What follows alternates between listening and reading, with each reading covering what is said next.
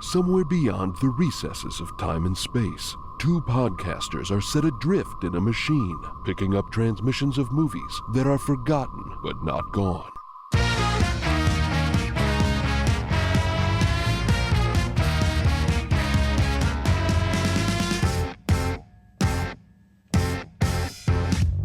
Welcome to Movie Memory Machine, the only podcast about forgotten movies that says you can take the horse out of the war, but you can't take the war out of the horse.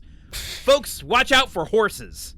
I am your host, Landon Solano, joined always by my co-host, Truman Caps. Truman, it's good to see you. Giddy up, Landon. It is great to be seen. I don't think that you should take this defeatist attitude that you can't take the war out of the horse. I mean, veterinary science has come very far since the time period this movie is set in. You could probably remove the war and just have a peace horse. Or a piece of a horse. Well, I mean, you can get a piece of a horse with very limited technology, honestly. I hate to go that dark less than 1 minute in. But, well, okay, you've made me uncomfortable, which is a perfect segue to our opening question, which is, why do horses make me uncomfortable? Well, yeah, Landon, why do horses make you uncomfortable? You alluded to this via text, and I'm curious to know. This movie opened my mind to a few things. I have some opinions on horses that I didn't know I had. You know, I think that watching this movie, I found, wow, there's a lot of men who have very strong feelings about horses in this movie, and I've never really given them that much thought. So I'm interested to know, what are your strong feelings on horses? Okay. As I watched this movie, I discovered I think I have some pretty big thoughts and feelings and opinions about horses, in that seeing horses on screen distresses me. It makes me uncomfortable to think that there was a horse or horses on stage for the stage play of this. Really makes me uncomfortable. Knowing how we've historically treated horses in Hollywood makes me depressed. Yes. Okay, here's a thought. Horses are majestic. Oh, yeah, that's kind of the message of this movie, basically. Yeah. Saved you 2.5 hours, folks. There is just something ethereal about them. But Are you in the season of The Sopranos where Tony buys a racehorse and he gets more emotionally connected to this fucking horse than any human being on Earth? Oh, Truman, I've got a little twist for you. Yes. Horses are ethereal. Yeah. But I want nothing to do with them. Mm-hmm. I don't want to watch them. I don't want to be around them. Yeah. And I started to explore this a bit. Now, let me just ask you quickly. Well, okay. Actually, before you explore this, can I just correct you on one thing that might maybe make you a little bit less distressed? Okay. In the stage production of War Horse, because this World War I epic about a horse-based friendship was somehow a very popular stage production. They used horse puppets, like not real horses on stage. It was like some kind of like elaborate puppetry to be the horse. Thank you for that checks and balances. I realized in the moment my only source of information from that was my mom saying she saw War Horse on stage with a real horse. She does live in Florida. Now, I think you misunderstood. She saw War Horse on stage with a real horse. What she meant was that she and her horse friend went to see War Horse, and it was a puppet on stage. And that makes sense. Like, maybe your mom is tokenizing her horse friend a little bit, being like, "Oh, do you want to go see this play? It has a horse in it. Right. You people you like seeing other horses, don't you?" Okay, now listen. As I explored this, I realized that this is entirely me. It's a me thing. I understand that, but you're not saying something is wrong with horses and horses need to change to earn your approval. I'm saying there's nothing inherently uncomfortable about them. It's my relationship to seeing and being around them that is uncomfortable. I have an insecurity. That I don't feel like, because of the ethereal majesty that they behold, or that we behold in their presence, I don't feel like myself nor the human race deserves them. We don't deserve horses? I look at them and I feel like a sense of shame whenever I see a horse. Like, I don't deserve to be in its presence. And, like, watching early in this film, in any film where there's a horse, someone just holding an apple in their hand, holding it out to a horse. I'm like, horse, you don't need that. You don't need to eat from somebody's hand. They do. You're self-reliant. You're a wild animal. You don't need to eat that apple. Don't dangle an apple in front of a horse. But the horse can't get the apple itself. Like, it kind of represents the symbiotic nature of horses and people. We can harvest the apples because the horses can't get up in the trees. Have you seen an apple tree? No, They're I not haven't. so I live tall in a that a city. horse can't just do this. Raise its little snout up a half a foot and eat an apple off a tree branch. Okay, you know what? That may well be true. I don't see that many horses in my day-to-day life. I don't see that many apple trees. I am not experienced. Let me ask you. Yeah. How much horse was present in your childhood and upbringing? How often were you in physical proximity to horses? Okay. Again, thank you for the checks and balances. I didn't think it would have to play into this episode, but maybe since I'm sharing my bias right up front, I should admit that at fifth grade camp, I was thrown from a horse into a pond like I was in a fucking Disney film. Is that where my fear of larger animals than myself comes from? Maybe. You little asshole, you were gonna go through this whole episode not telling the story about you getting thrown off a horse into a lake. We're gonna talk about horses this whole time, and you're gonna like keep that from us. Did everyone laugh? I'm sorry if you don't want to bring this up, but I think the listeners want to know. No, because it was over a bridge, and so I went off of the bridge into the water. Oh fuck! Yeah. And I don't remember much about the subsequent moments after. It didn't feel like when I fell down a hill and broke my wrist and woke up with everyone standing over me kind of like giggling. Like, it wasn't that. This was taken, I feel like, a little more seriously. I was uninjured physically. Yeah, I mean, I'm a little upset just here. Going off of a bridge, and let me guess, the water in this lake was not pristine water. It was probably pretty goopy. It was like a creek. It's amazing. It wasn't, and like not like an overpass, like, just a little wood bridge going over a tiny creek. Yeah. I mean, that's kind of wild that you didn't like hurt your back, because I don't imagine the creek was especially deep. So you that must have been pretty awful, actually. Maybe we're not getting laughs out of this, but I'm telling the truth. I would be freaked out by that experience. Maybe we should continue to move on, as I'm wondering about this. Suddenly, the more I'm pulling on it, it feels like an implanted memory. Uh-oh. Wait, oh my gosh. Are we going to convict some Poor Horse, the sequel to War Horse, in a court of law, in the court of public opinion, because of something that you thought happened? Wait a minute. What the fuck is going on right now?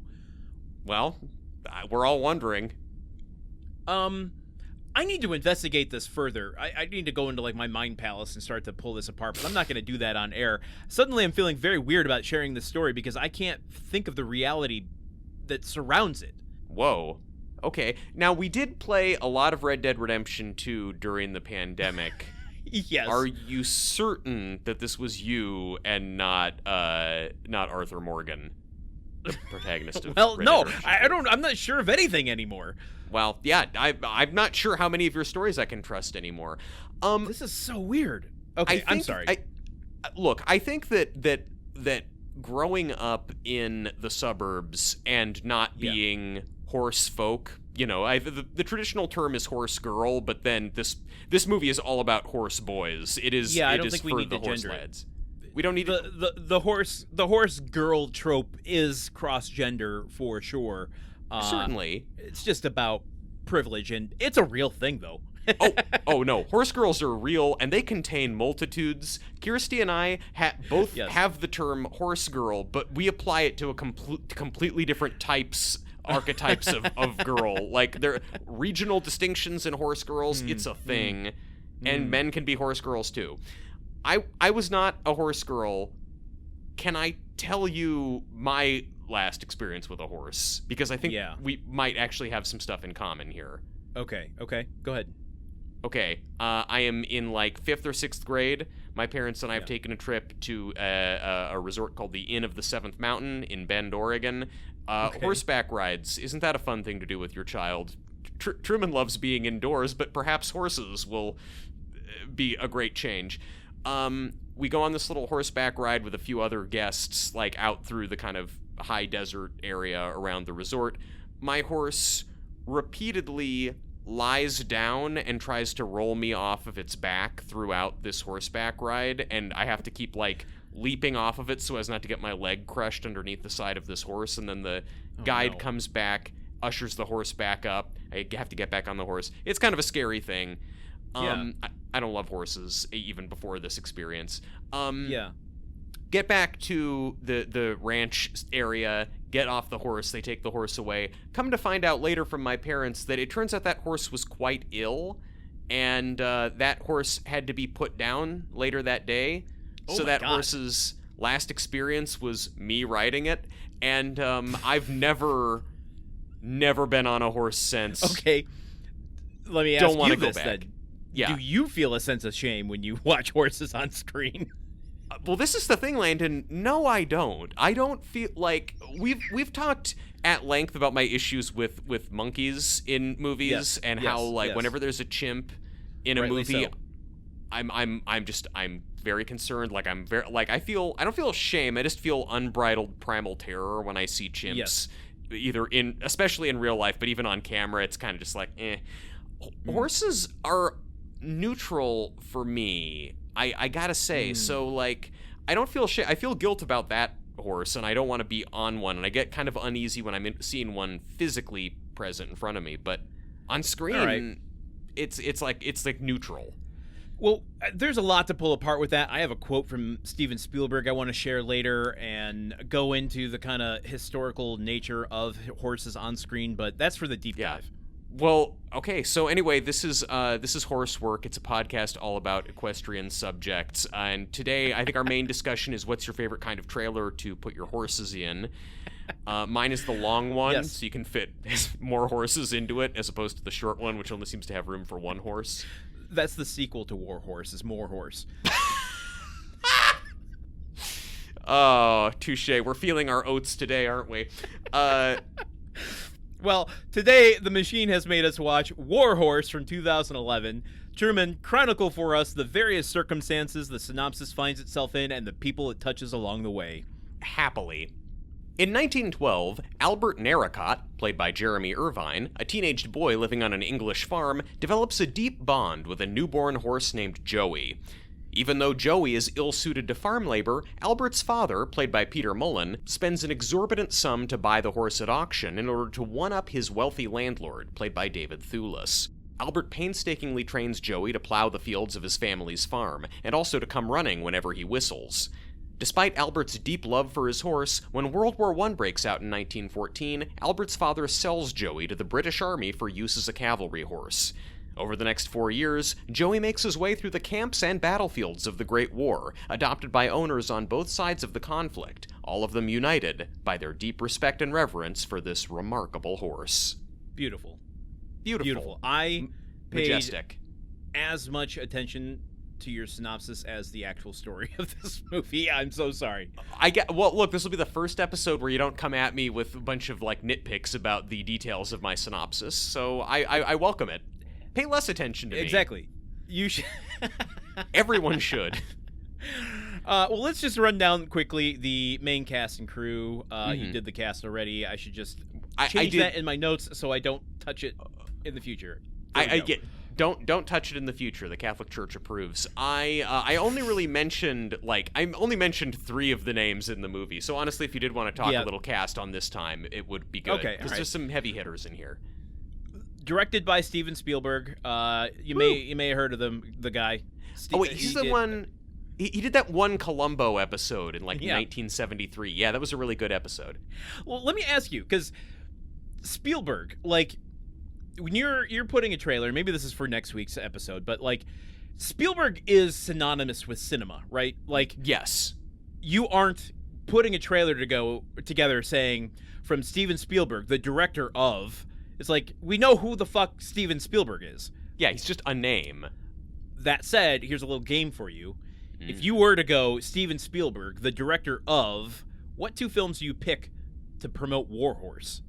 Let's see. Well, 1941 is a war movie. And... Yep.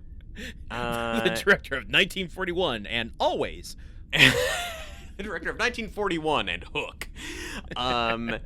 What 2 movies? I don't know. I would probably throw down Saving Private Ryan because this is a war movie, and I don't know if I'd put Schindler's List because this is... Okay. This is great. You're opening up a line of inquiry I want to get into later, which is, who are you promoting this film to? Is it a children's film? Is it a war film? Is it a drama? Is it an all-family affair? Is it a dad trap? I have questions, and we'll get to them. Maybe it's a horse girl trap? I mean, maybe they're marketing it to horses like your mom's friend. This was written by Lee Hall, who wrote Billy Elliot, and Richard Curtis, who you know as a writer-director of Love Actually, For Weddings and a Funeral, etc. Yes. That's why there's the scene at the end where the horse shows up at the kid's door and he's holding all the different signs. That's how you can tell. It's a little Easter egg. Okay, I'll do that when I get to the cast. But this is based on a novel by Michael Morpurgo, who wrote it's called War Horse. It was released in I'm sorry. Sir Michael Morpurgo. Oh. He wrote the novel in 1982. Okay. Is he the same level of British Knight as the guy who directed The Rocker and also The Full Monty, or is he a higher level? He's a children's author. Did you read the book? I did not know it was a book until I pressed play. So surprisingly, no, I did not. I usually read the book for these episodes, and also didn't because it's spooky season, and I'm a little annoyed that I had to even watch this movie instead of a horror film. Oh, is Landen tipping his hand slightly on this? Hand, a unit of measurement to determine how tall a horse is. I'm glad you didn't read the book, honestly. Okay. A, because it's a lot of work to do, and I mean, I sure as shit don't read the books for these. B, I almost prefer that it's sort of mysterious to us how this story about a horse just kind of meeting a bunch of people could be a novel. Like, how do you write a novel about that? In fact, I have so many notes that make more sense when this is a novel than it is a film. I guess Black Beauty is all about. So is it? But that's the horse is the narrator of Black Beauty, right? Black Stallion? Black Beauty. You're right. Yes. Yeah. I mean, Black Stallion might be the sequel. There's so much horse content out there. Boy, I tell you what. Yeah. The more you think, when you sit down and you start trying to think of horse puns, which I both was doing for this episode and also for lots of other purposes throughout my life, you realize the sheer amount of like language and turns of phrase that is somehow related to horses. Like English was written by horse girls. So many. Also need to mention Janusz Kaminski, who is the cinematographer here, frequent collaborator of Spielberg, the composer John Williams, who frequently throughout this movie made me want to watch Star Trek. Star Trek, not Star Wars? Star Trek. Yes, I said that right. You were like, I want to watch the Star Trek movie with the score by Michael Giacchino. That was your feeling? There are so many moments in this when it feels like it's about to go, like when it's starting to get a little mystical. There's these like 3 notes he plays, and maybe it's just like the same instrument or something, but I'm not a music person at all, so I couldn't really articulate it even if I knew. But that sounds like the opening to the original series theme song. Oh, like, it's kind of he like plays where 3 the guy's notes, narrating. And I expect William Shatner to come on saying "Space, the Final Frontier." Ba bum ba, like that kind of like 3-note sequence. Yeah. Which kind of sounded like Close Encounters there, but that's well, okay. And that's what I'm thinking. Close Encounters of the Horse Kind, because lots of people get really close to this horse emotionally and physically. Horse Encounters. That sounds like a reality show that, if it doesn't exist, is going to exist soon. No, there's already like 10 seasons of it on like the Magnolia Network or something like that. It was the whole time I was listening to the score, and this was like, is this a John Williams score? And then I looked, and it was, and it's just like, how old is this guy now? And he's still turning out scores. Like, and I'm also then wondering, like, he's scoring Spielberg's upcoming film. But like, what does that actually look like at this point? I think it's not even writing, like the physical act of writing. I think it's, I'm going to dictate. Like if you watch Amadeus or you watch any thing about composing music, it's, I'm going to express. I'm gonna. Oh no, it wasn't Amadeus. I watched Cloud Atlas recently, and it's just as an good. Old person who can't see or write anymore, expressing the notes to like basically a musical stenographer. They write it down on the paper, and then they can have someone else compose it, or they're composing. What's it when you wave the little wand around? Conducting, yeah. Conducting. There you go. I guess that makes sense. I've known people and friends of friends who have worked for other major composers, like someone who worked for Bear McCreary, who got big doing the music for Battlestar Galactica, and like people who've worked for Michael Giacchino. Like those guys are the name, but like they have so many like composers who work under them, and it seems like he kind of will come up with an idea, and then it's like he'll pass that off, and other people will score stuff out, and then he'll sign off on it kind of at the end of it. Yeah. So maybe that's what John Williams is doing here. I don't know. At first I was kind of like, I feel bad that John Williams, like, at the age that he's at, is still out there having to come up with inspirational scores for movies. But I guess he loves the work. Well, yeah. I mean, I don't think this is one of his shining moments personally, but you whatever. Don't? Oh, no, interesting. It made me want to watch Star Trek, not War Horse. It made you maybe that's the mindset I was in coming into the movie. Yeah, well, because you're saying it's spooky season, and then you want to watch Star Trek, which is one of the less spooky shows out there. That's true. Well, it depends on what episode you watch. That's true. I have no more comments, so we should talk about a different subject now. Yeah, you said the cast. Let's go down the cast real quick. We got Jeremy Irvine in his debut film. Peter Milan, brilliant actor. You have Emily Watson, David Thewlis, Tom Hiddleston. My notes, I was the way I've been taking notes lately has been to literally dictate them like I'm an 85-year-old composer, or like your agent Dale Cooper explaining about what's going on in Twin Peaks. Exactly. But the transcription service that I use isn't 100% great, and so it dictated, or it translated Benedict Cumberbatch to Benny the Cumberbatch. And I don't want to call him anything else from now on. Benny Cumberbatch. Oh. What did it and how did it translate? How did it translate Tom Hiddleston? Tom Hiddleston. Oh, too bad. Yeah, I know. Tommy Hiddles. Yeah. Oh, yeah. Okay, there you go. That's how we're translating it. Niles. I'm gonna butcher this one. Niles Aristrup. That's as close as I'm going to get. I know him primarily from an incredible film called A Prophet from 2009, so right before this.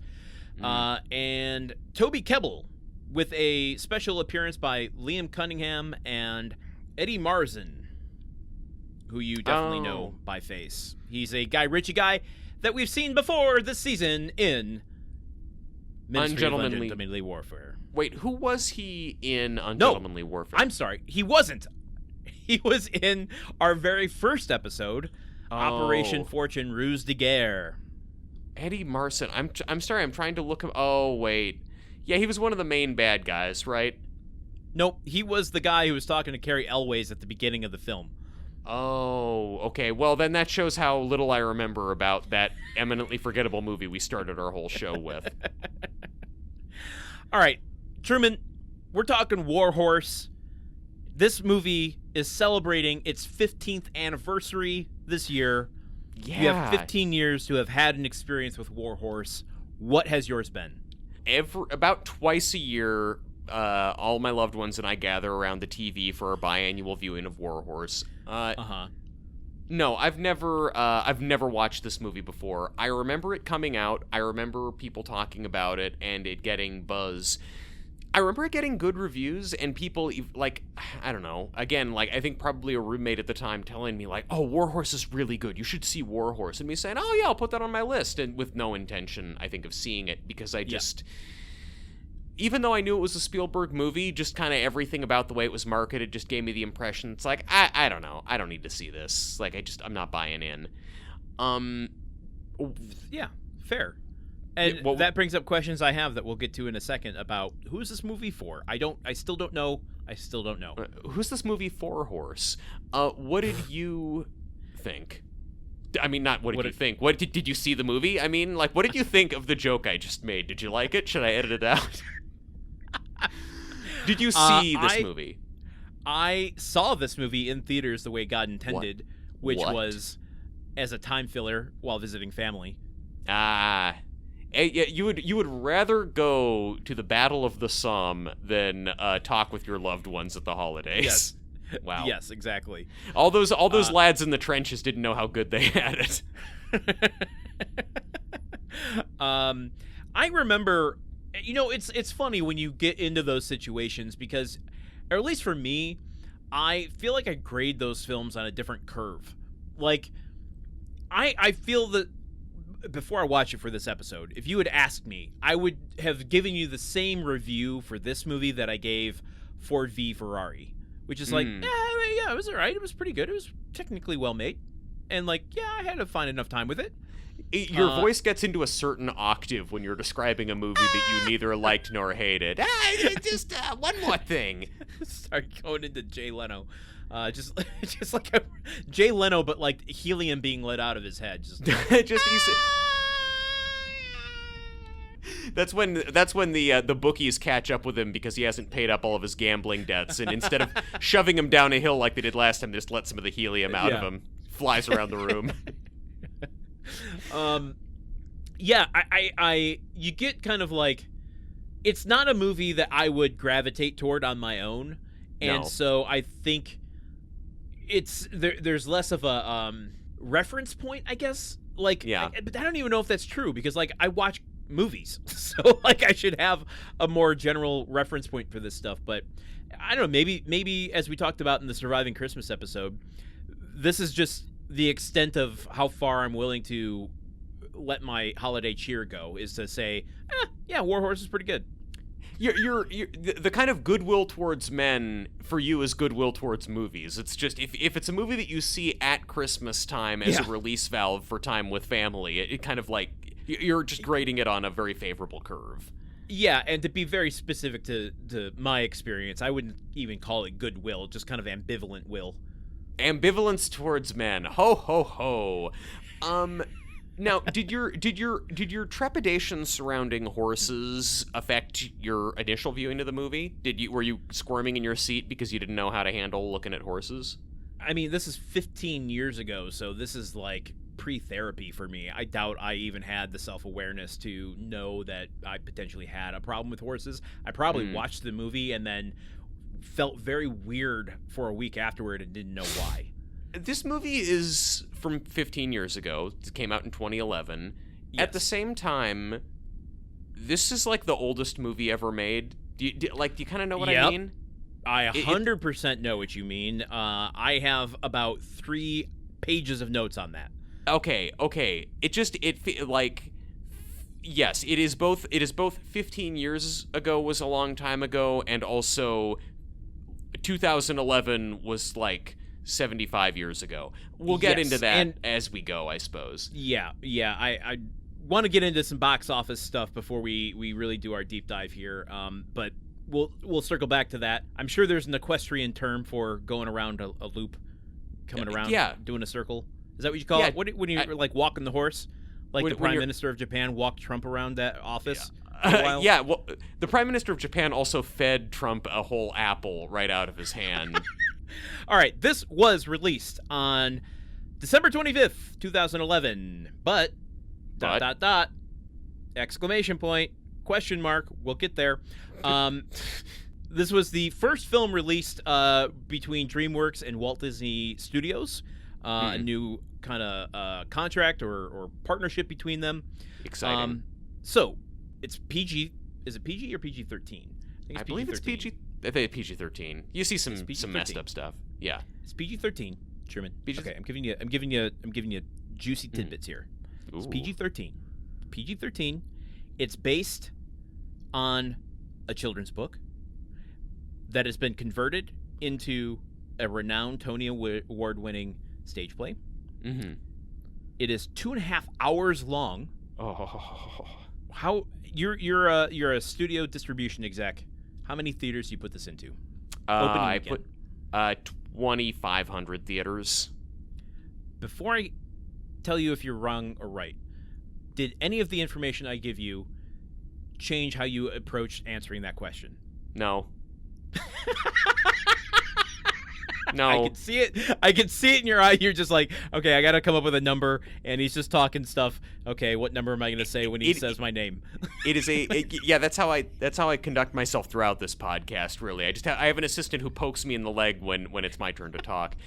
No, I mean this is a Spielberg movie for a Christmas Day release that is an award bait movie. Yeah. Like they're gonna release this into a lot of theaters, and they know that it's like something that you can take grandma and grandpa and like your 10-year-old to see. I'm gonna tell you this: you're wrong, but then you're right. Oh, well. Released on December 25th, 2011, it is released into 2376 theaters. Then, believe it or not, by December 30th. It goes into more theaters. More Horse. Okay. It goes into, in fact, by its fourth week, it goes into 2856. So it goes up in the amount of theaters it's in over the course of 4 weeks. You think that's just in reaction to the really good reviews it was getting, and this kind of thing of like, okay, there's going to be word of mouth that Spielberg put out another really good movie. Let's get more people into it. Well, let's not forget a couple of things. One, holiday season. You've got, a free week of moviegoers having no work and no school. 2, award season. So you release, Spielberg's got a award push movie, and, we'll get into what else it was coming up against in award season when we go through the top 10. But, it's going to be a contender, and therefore people are looking for things to do with their family that aren't contentious on a holiday week.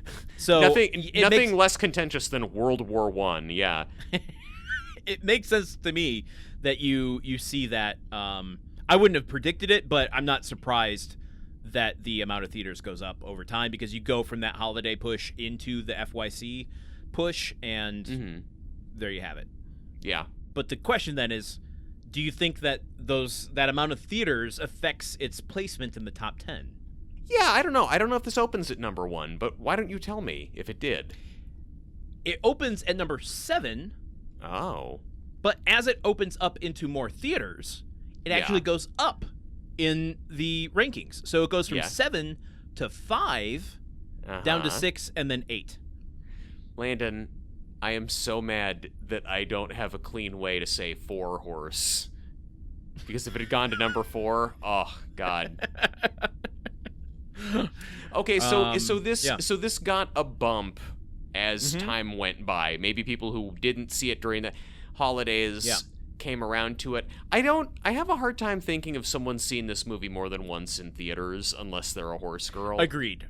Yeah, I totally agree with that. I think it's the bump in theaters. Like, this is coming out the weekend of Christmas, and that's going to get a certain crowd, but it's also going to exclude a lot of people. So I think that you're getting the rest of those people the following weekend, especially when you open it up wider. So to me, causation, correlation, does the amount of theaters it's in correlate to the placement of the box office? We need more data to know, but this is certainly information in that direction. It is information. It's definitely information, and no one can argue with that. Well, yeah, I mean, this movie, okay, so and then I take it this movie made a stack of money. Well, it did. This was in the box office for a total of 19 weeks, roughly. Jesus. And it goes up against Movies like Mission Impossible: Ghost Protocol, the sequel to Sherlock Holmes: A Game of Shadows, David Fincher's The Girl with the Dragon Tattoo. Wow.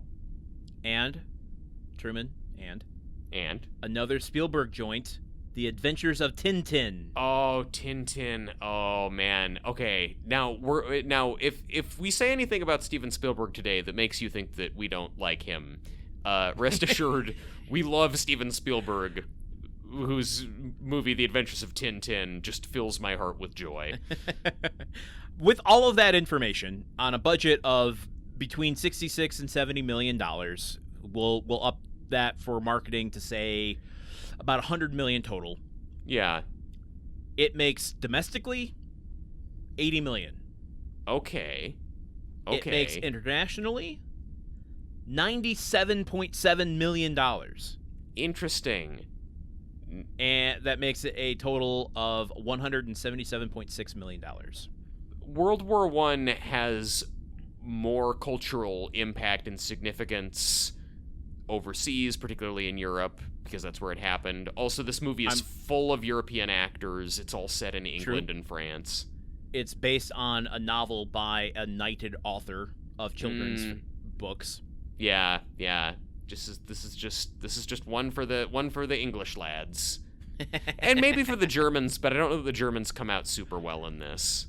Much like they didn't come out super well in World War I either. Yeah, or two. Yeah. Coming out swinging at the Germans today. Let me say this about Spielberg to get us started, because it touches on something you just said. Sure. Which is, you can't deny Spielberg. I mean, he's an incredible filmmaker. Like, knows what he's doing. He changed the face of cinema over the last 40 years. Yeah, absolutely. 50 years. I mean, and lots of directors have changed the face of cinema in a bad way, and we haven't liked that. But he changed. Yeah, and I could think of even worse examples than that. But like he changed, like all of the stuff that he's brought to it has been really good, and like he's made a bunch of really good movies, and some movies that totally sucked but still stuck in an interesting way. So this movie looks really good. There's so much technical proficiency on hand in this movie. I'm so glad you said that, because that's where I recognize today's film is, okay, this is my feeling on it. Watching War Horse feels like watching like a 9-year-old electric guitar prodigy playing an Iron Maiden tune, and you're like, holy shit, you can shred that guitar. Mm-hmm. But I feel no soul in what you're doing. You are technically proficient. It sounds accurate. It resembles heavy metal, but I don't know why you're playing it. Yeah, I'm reminded of Ricky Jay's line in Boogie Nights when he is filming a porno on video with a couple of subpar actors who are making out in a hot tub, and he's going, well, that's very good technically, but it lacks passion, you know. Yeah. Although at other times maybe there's too much passion, or he's assuming that we're gonna have too much. You know, he's assuming that the things on screen are gonna mean more to us than we think that they will. I don't know. Well, here's my trivia for this movie. Okay. Which is, Spielberg wanted to make a movie for his daughter, who loved horses. And I don't know his daughter. I'm not going to call her a horse girl, but he made a horse movie for a girl who loved horses. Look, all the horse...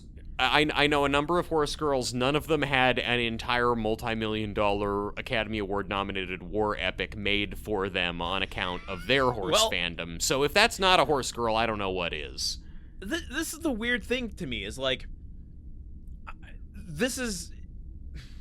I don't know his daughter, but you get someone young into horses, and you get a dad trap, the daddest trap director. Yeah, he's up there. Yeah. I mean, good dad traps. Yeah. There's a whole swath of quality of dad traps. Yeah. He's the pinnacle of dad traps. Dad traps wouldn't be a thing if they weren't good enough to trap people. Sure. He's the one that he's the prime standard when it comes to dad traps. He didn't make Shawshank Redemption the ultimate dad trap, but please continue. I have a Shawshank Redemption note later on, too. Wait, was Tim Robbins a horse the entire time in that movie? I would imagine as his daughter is like, little Stevie's like, hey, here, I made you a horse movie. And she's like, oh, thanks, Dad. This here is the horse movie I always wanted. Of course. World War I horses. Thank you. Oh, Daddy, just what I wanted, a horse movie with lots of trench warfare in it. Yay, thank you so much. Oh, Dad, you know how much I love ruminating on the abrupt downfall of cavalry charges as an effective battlefield tactic with the advent of the machine gun. Let's talk about the tone. Let's start there. We can do that? Yeah. There's one thing I want to do before we get started, and we need to do it. Okay.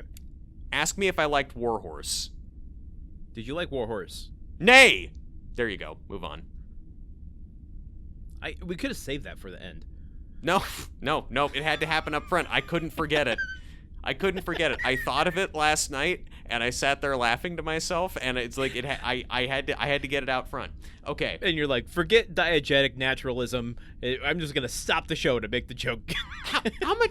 Yeah, man, screw it. Everything is false. The horse in this movie, it was 6 different horses. It was animatronics. It was CGI. That's not diegetic naturalism. We're not going to do it either. Spielberg made us do it. That's fair. Okay. Yeah. All right. Let's talk about the tone of this movie, specifically how it starts out kind of like what you would expect a family film or a movie you're making for your daughter who loves horses. I mean, farm shenanigans. Just short of barnyard. Well, I'd say pretty short of barnyard. It is farm shenanigans, but it's like, it's like prestige barnyard. There's a like the first half hour, 35 minutes of this movie is just this kid on a farm with the horse and his parents, his Cockney English parents. And I'm watching all this and I'm just like, this is going to turn into a war movie eventually. Like and it's like the audience for a war movie, do they want to watch the multiple scenes where an angry goose chases people around a farm? Okay, first, for however I feel about horses, geese can go fuck themselves. They are mean bastards. I group them in with bears. I'm not afraid of geese. I just don't want them around. Watching the goose in this movie, I was just like, is that CGI or did someone do the impossible and train a goose to not be a huge dick? I mean, he just captured the few moments of the day when the goose wasn't being a dick. The goose spent most of that shoot in its trailer. The goose is kind of a dick here. The goose is kind of a dick. He's chasing the kid's dad around. He chases the landlord away at another point. What really I didn't get, there's a scene where there's a huge rainstorm and everyone's rushing to get inside, and they let the goose run into the house, and it's like, what the fuck are you letting the goose inside for? He's gonna shit on your floor. It's an outdoor animal. Water off a goose's back. It doesn't need to be in the house during a rainstorm. That goose owns that house. I guarantee it. When I lived in an apartment, there was a little pond around this little walkway. Like there's this 1 mile circle of walking path, and there's a pond in the center of it. And there's these 2 geese that came there every season, and they would the female goose would lay the eggs there, and the male goose would like just be doing this all the time, like. He's standing on the sidewalk kind of just watching everybody walking by, like, you better not fucking come over here. And, like, people would have to cross the street get past the goose, to the point where this goose, at a certain moment of, like, establishing its domain, cleared everyone away from the walking path, and then the house that was pushed up against the little pond, it had eventually found its way to the roof and was just like looking over his domain. Like, I own this place. I love that the animal kingdom has one animal that has the exact energy of like a divorced dad with wraparound Oakleys and like a Cybertruck that he bought off Craigslist. Like that is a goose. There's so little goose in this movie, but I think we both really responded to the goose content. Ironically, though, it did not have me honking like a goose, so there's nothing there. Likewise. Which that brings up a question I have to you about the tone of this again. I'm circling back around, which is like, I don't know who this is for, because this is something, like watching this goose go around is giving levity to the movie. Would we call it humor? Do we laugh at it? Is it a thing to laugh at? I was having a chuckle at it, but because it was like, the first time we see it, like the dad has been yelled at by his landlord for spending all of his rent money on a horse, and then yelled at by his wife for spending all of his rent money on a woefully inadequate horse.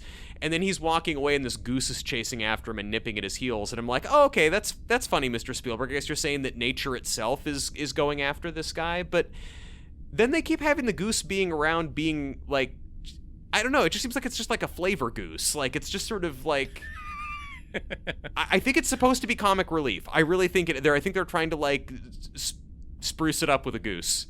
Spruce Goose. The Aviator, directed by Marty Scorsese. Go on. I don't even understand that reference. I don't even understand that. Because Howard Hughes built the Spruce Goose, the largest plane in the world. You fucking nerdy child. Yeah, because my father took me to see the Spruce Goose at the Tillamook Air Museum, and then afterwards we watched the remake of The Time Machine. Anyway, as you can see, there's so much to talk about in the movie War Horse. The tone of the film. Oh, for God's sake.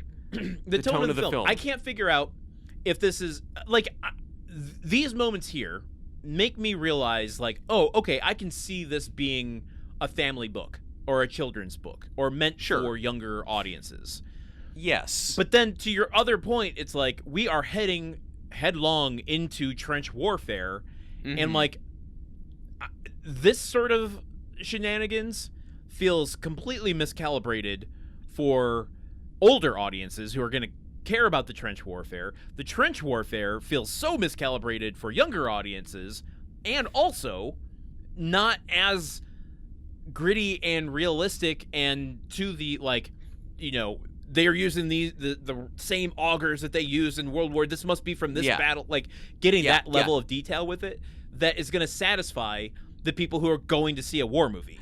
They have to pull some of their punches with the World War I trench warfare stuff, and I mean, look, it looks pretty bad. It definitely they quite effectively make being in World War I look like a shitty experience, something that I previously did not think was true. But they, like, there is still, it's like, you don't really, there's not a lot of, like, on-screen death or blood or the actual direct suffering of the war, and then it's sort of like, the war scenes, I feel like, almost undersell how bad the war was, and it kind of, I think, compromises the movie's anti-war message because of how much they are soft-pedaling the war.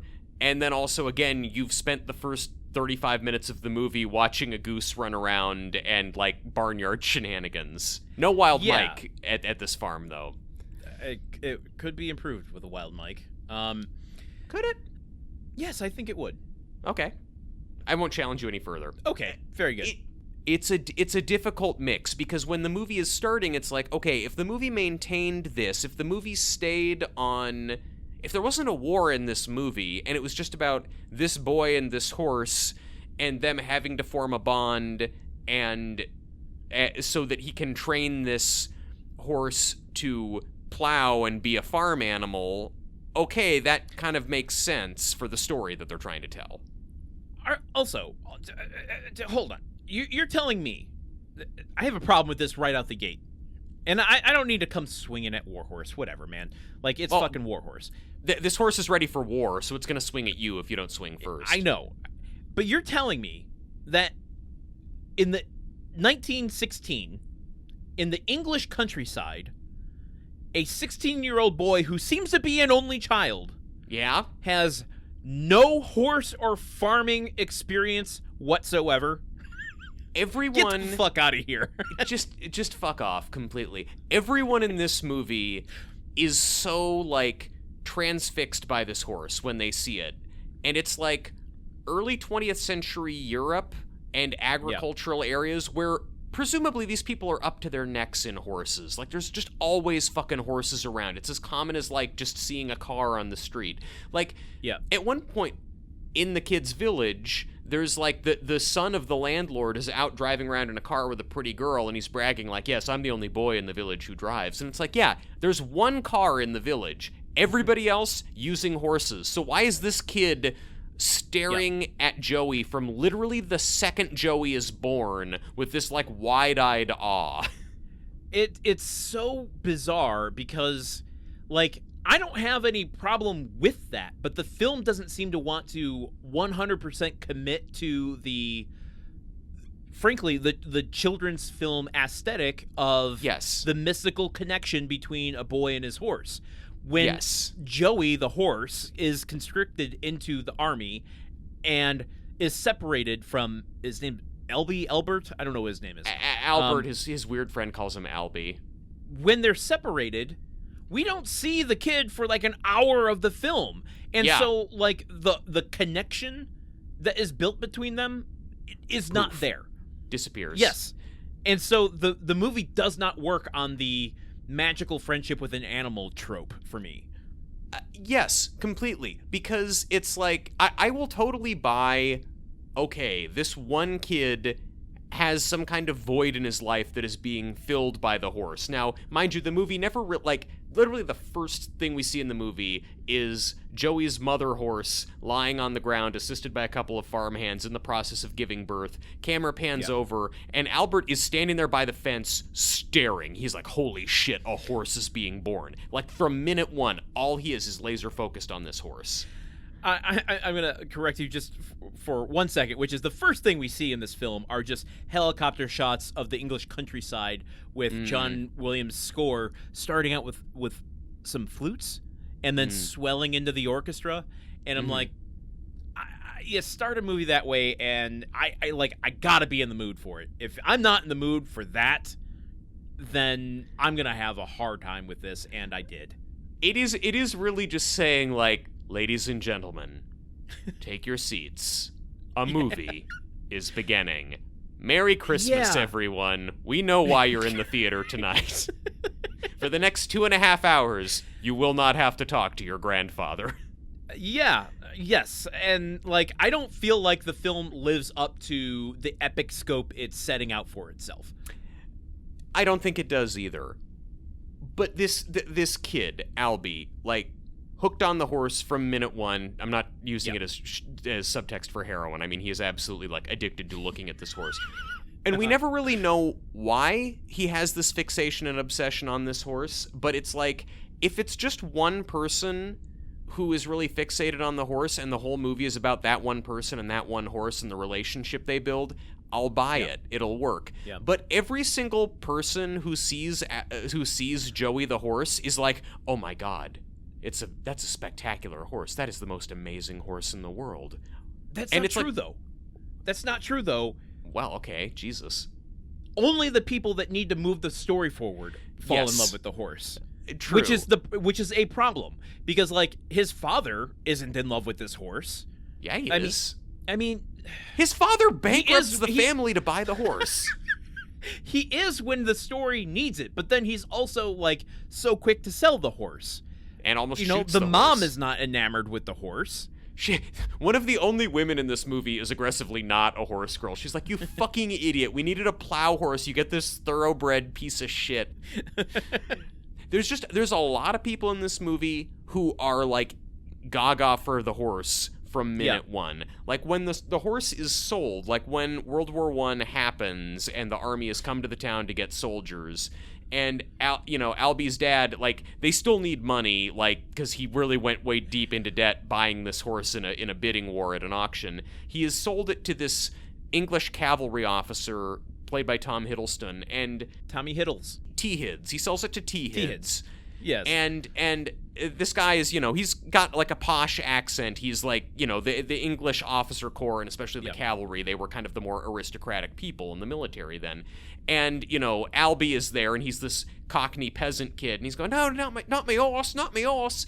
And the officer, T-Hids, tells him, like, this is a magnificent horse, and here's what I'll do. I'll lease it from you, and I'll return it to you intact at the end of the war. Like, even though his dad has sold the horse to him, the guy is, like, so inspired by the horse that despite the fact that he's a member of, like, a higher social class and has no reason to be nice to this kid and a war is starting, he's like, no, you know what? I'm gonna, like, I'll bring this horse back at the end. And, like, he's looked at it once. The horse is brown. I don't fucking know. You made me realize something, and the theory makes sense in my head. I wanna play it out, if you'll allow this experiment. Of course. We'll go into the individual stories in more depth as we go along, but just humor me and explain to me, how would you define Tommy Hiddleston? Like the actor? No, his character in this, when you compare him to the people around him in that story. I don't know. I'd call him a horse girl. He might be one of the biggest horse girls in the movie. Okay. Well, let's move on to the next person that encounters the horse. Tommy Hiddles dies, and the horse escapes. Ends up where? So after, Tommy Hiddles and his other cavalry bros go into this, they're doing a cavalry charge at a German camp, but little do they know that there's this thing called the machine gun, and it is not great when you're running towards one. So yeah, he gets killed. The horses are captured then by the Germans, and they wound up being like taken by a couple of German soldiers who are like low ranking, but they're told to just get these horses and have them pull ambulances to move the wounded. But they go AWOL. Right? Yes, they go AWOL to escape from the war, and he steals Joey, like one of the soldiers steals Joey so that he can use him to get away. We can go in more depth about these stories in a bit. I don't want to lose track of the experiment here. After that, it goes to... A true horse girl, a 12-year-old girl, yes. Yeah, and her grandfather. After that, it goes to... let's see, then the horses are requisitioned by the Germans again, and they're used to pull artillery under really horrible circumstances. Okay. But then, after all of that ordeal, Joey emerges into the hands of... the hands of a British soldier at the Battle of the Somme, who helps free him from some barbed wire that he's tangled up in. Here's my theory. Okay. War Horse is playing by slasher rules. Okay. Only please proceed. Virtuous people can see the majesty and have a connection with Joey. Oh, I see. Everyone who hangs with Joey is a final girl or something like that. Kind of. They are morally coded to say, I am virtuous, and therefore I am worthy of having a connection with this majestic animal. The only person who can lift Thor's hammer is worthy. The only person who can interact with Joey the horse has to be worthy. And if Joey could lift the hammer, of course we'd be watching Thor Horse. Let's continue. We're doing some of our best work today. This is the thing. For that to work, I think I think that is a beautiful analysis of the way that Joey is treated throughout the movie. Joey seems perfectly nice. I mean, I guess grading on a horse curve, but he's not like that impressive relative to other horses. Like I think he is not sufficiently rizzed up for me to believe that all these people love him. Yeah, I had a similar thought very early on during that auction scene. When Peter Milan gets kind of obsessive about Joey because he's there to go buy that plow horse, and we see that plow horse, his big Balkan guy that has this little fringe on his feet. Yeah, he's a Clydesdale. If you've seen a Budweiser commercial, you know what I'm talking about. In my mind, I'm like, oh, look at that one. Look at that guy. Yeah. But I checked myself at the door going, I don't know shit about horses. I'm getting distracted by the razzle-dazzle. I don't know what makes a good horse or a bad horse. Yeah. Well, so when you say look at that one, you're pointing at the Clydesdale or you're pointing at Joey? Yeah, I'm pointing at the Clydesdale because he's got more spectacle to him. But that's what I feel like I would be a bad person at an auction, because I'm like, give me the spectacle rather than the substance. But no, that's literally exactly what happens here, though, is his dad, who needs to be getting the substance, not the thing that makes a Margaret Qualley come out of your back, but like the horse that is better equipped for plowing a field. Like, he's supposed to get a Clydesdale, a workhorse. Instead, he buys Joey, who they've said is like, this is a thoroughbred. It's like a race. It's not really clear like who bred Joey or what their whole deal was, but Joey is like, he's like a purebred horse who's like fast. He's better for racing. He's kind of finicky. He's not going to be good. And everyone around the dad is telling him like, don't buy that horse. He's not going to be able to plow a field. You need to get the one that can plow the field. And he doesn't do it because he's so horse-drunk love. I don't know why I didn't mention this in the cast and crew, but you had mentioned that there are 6 horses that play War Horse, that play Joey in this movie. The titular character War Horse from the movie War Horse. There was one key horse used for the acting, so for the close-ups and for that, and that was Finder's Key, who also played Seabiscuit. Oh shit! This is we have Oscar royalty on our hands here. Okay, I mean, look, I was thinking about the show BoJack Horseman quite a lot during this because, you know, BoJack's great white whale is to play it's to play Secretariat, not Seabiscuit, but he wants to play like the most famous horse in a movie. And the whole time I was like, BoJack would probably try to be in War Horse. He'd audition for this at least. do you think? I think he'd be pretty good in it. Do you think that Finder's Key was a good actor? Do you think that he did a good job? I plead the fifth, because in that, like, in the close-ups of this, and I noticed it specifically in the end when LB is in the army and blinded by mustard gas, and there's this touching moment when the two, you know, watch any YouTube video of, you know, an animal being reunited with its owner after they come back from war. I don't know if it approaches the level of sentimentality of literally any video of a soldier coming back and his dog freaking out. When Joey and Albie are finally reunited at a field hospital after the Battle of the Somme, like, Joey's kind of just like, oh hey, what's up? Like, he's just like sort of walks up and looks at him. Like, a Marine coming back from Iraq and his dog leaps into his arms. Yes. That is way more affection. Now listen, you hit it right on the head for me, which is in the close-ups when we're looking at his face. I don't see, and this is what makes me uncomfortable about horses on screen, I don't see a horse acting. I see a horse standing in front of a camera. And when they have the shots of, the grandfather of the little girl having bought Joey at one point away from Albie, and Albie's like, no, it's right, you bought him fair and square. What was this whole movie about if you're just going to give up the horse that fast? But I know. You went through a war. You went through a war for your horse. And he's like, fine. But then, like, there's a shot of Joey going, no, and running back toward Albie, saying, kind of trying to land that plane of this mystical connection between these two characters has been there the whole time, and they've finally been reunited. There's nothing that's going to tear them apart. And I just saw a horse being, like, trained to walk away from the camera. It's just not a very rizzed up horse. It doesn't seem like it gives that much of a shit about anyone it meets. But I don't want to put it at Finder's Key's feet. I think that's just horses on camera. I mean, yeah, maybe. I mean, you might be right. I mean, the horse's face is not super expressive. They have those big placid eyes, and like it's why there's so many movies about dogs that work, because a dog's face is more expressive. A dog can kind of convey more moods and convey more affection. A horse just kind of like stands there and looks at you.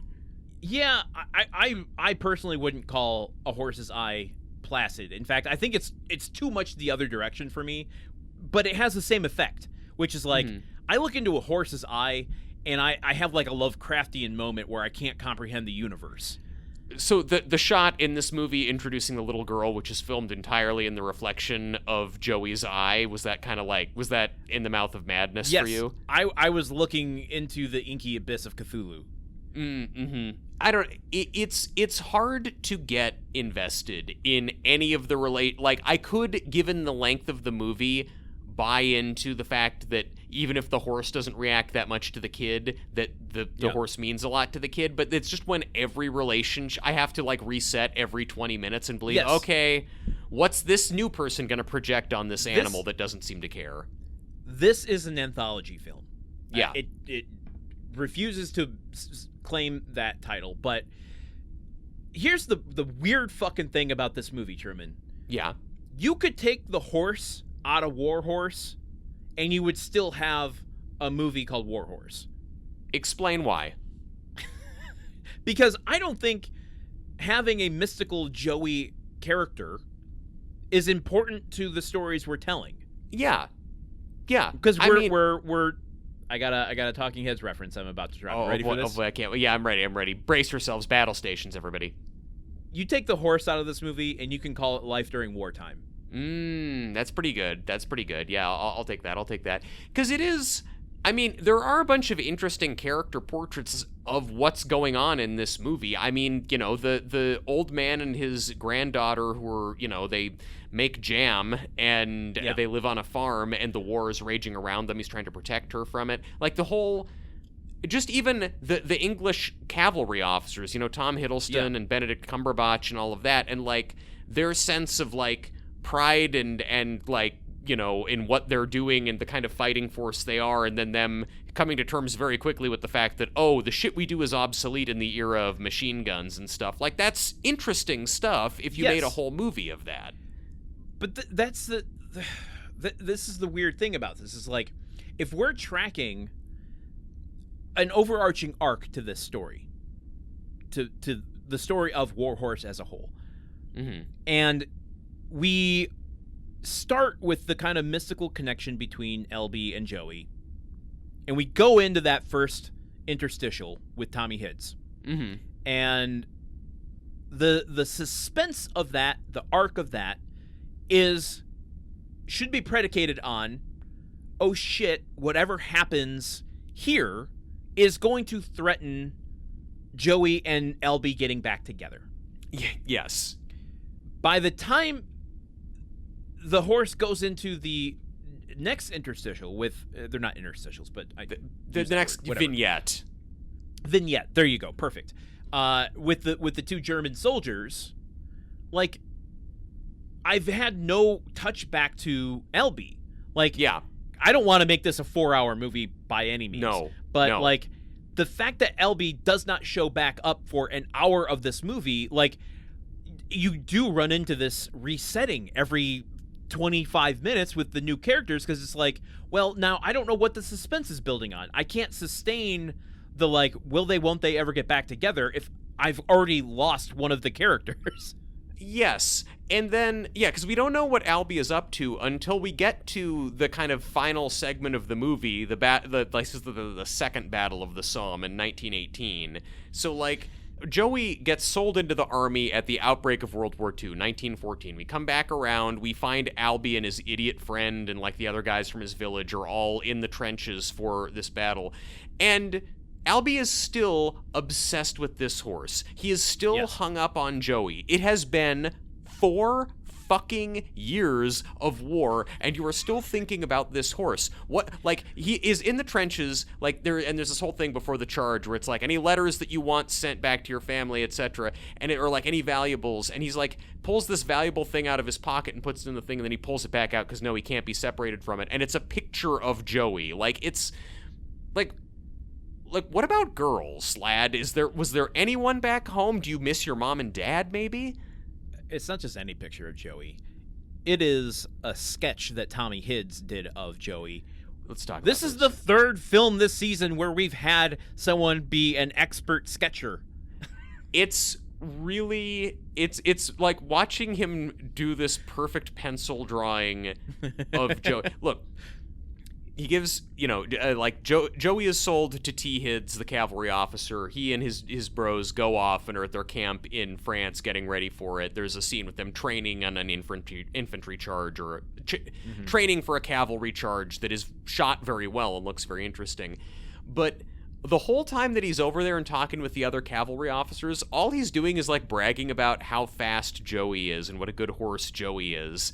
And then they're getting ready for the battle and he's sitting there and you just see T-Hids doing this, like multiple sketches of Joey. And they're saying like, what are you doing? And it's like, oh, I'm going to send these back to the boy that I got Joey from so he can see how wonderful he's looking.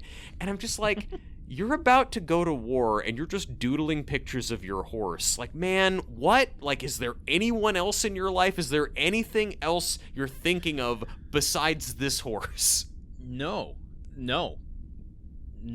There isn't. That's why he's the biggest horse girl in the movie, even though there is a literal girl who is obsessed with, or being an you're not thinking of any loved ones or family. It's all just like, God, I got a sweet ass horse I'm about to ride into battle.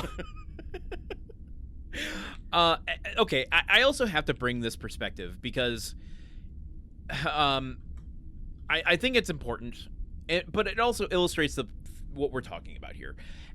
As the resident pet owner on this show, wow, I should be able to plug my feelings for my pet into this relationship and have some empathy for LB's feelings about the horse, about Joey, over that 4-year stretch. Sure. I still think about my childhood dog all the time. I still have dreams about her. I cannot, I can't even fathom being separated from I have to take a trip next week for 5 days, and I cannot wrap my head around being separated from my kitty cat for that long. Yeah. So that should prime me to understand LB's feelings towards Joey in this movie. Yes. But you are still correct. I do not understand what his obsession is over 4 years of time. Look, I get it. I am not a pet owner, but like I love dogs. My best friend had a Boston Terrier. His name was Milo. You knew Milo. Milo briefly was a guest on our previous podcast because he was drinking water very loudly when we were trying to record. Like, it was a little Boston Terrier, dumb as hell, but he was really sweet, and I loved him. He's been dead for 2 years, and I still think about him a million times a day. Like, I totally get having a really close bond with an animal who you just feel like you get them and they get you, and there is something unspoken there. Here's the thing. When you put that against the backdrop of the First World War, one of the most horrific and utterly senseless just wastes of human life and human potential in history, just like a war that was fought for really no reason, based on the whims of a faceless aristocracy, and and achieved nothing besides making Europe more unstable and leading to another war later, and just so much suffering and death. Suddenly the thing of I really like this horse is just not as big of a deal to me. All right, well, let me circle around now to this idea, which is this movie works better if LB wasn't 16. Mm-hmm. If he were 10, I would understand it. I feel more empathy for the little girl being worried that the horse is going to be stripped away from her by the army that comes through than I do about LB. Because she has a childhood innocence to her. Yes. I just don't buy an LB, and also, this is no shade on Jeremy Irvine. He plays this with utmost commitment and sincerity, but it feels weird coming from a 16-year-old. Yeah, it's just, because he just seems to have no other interests or character traits whatsoever besides love horse.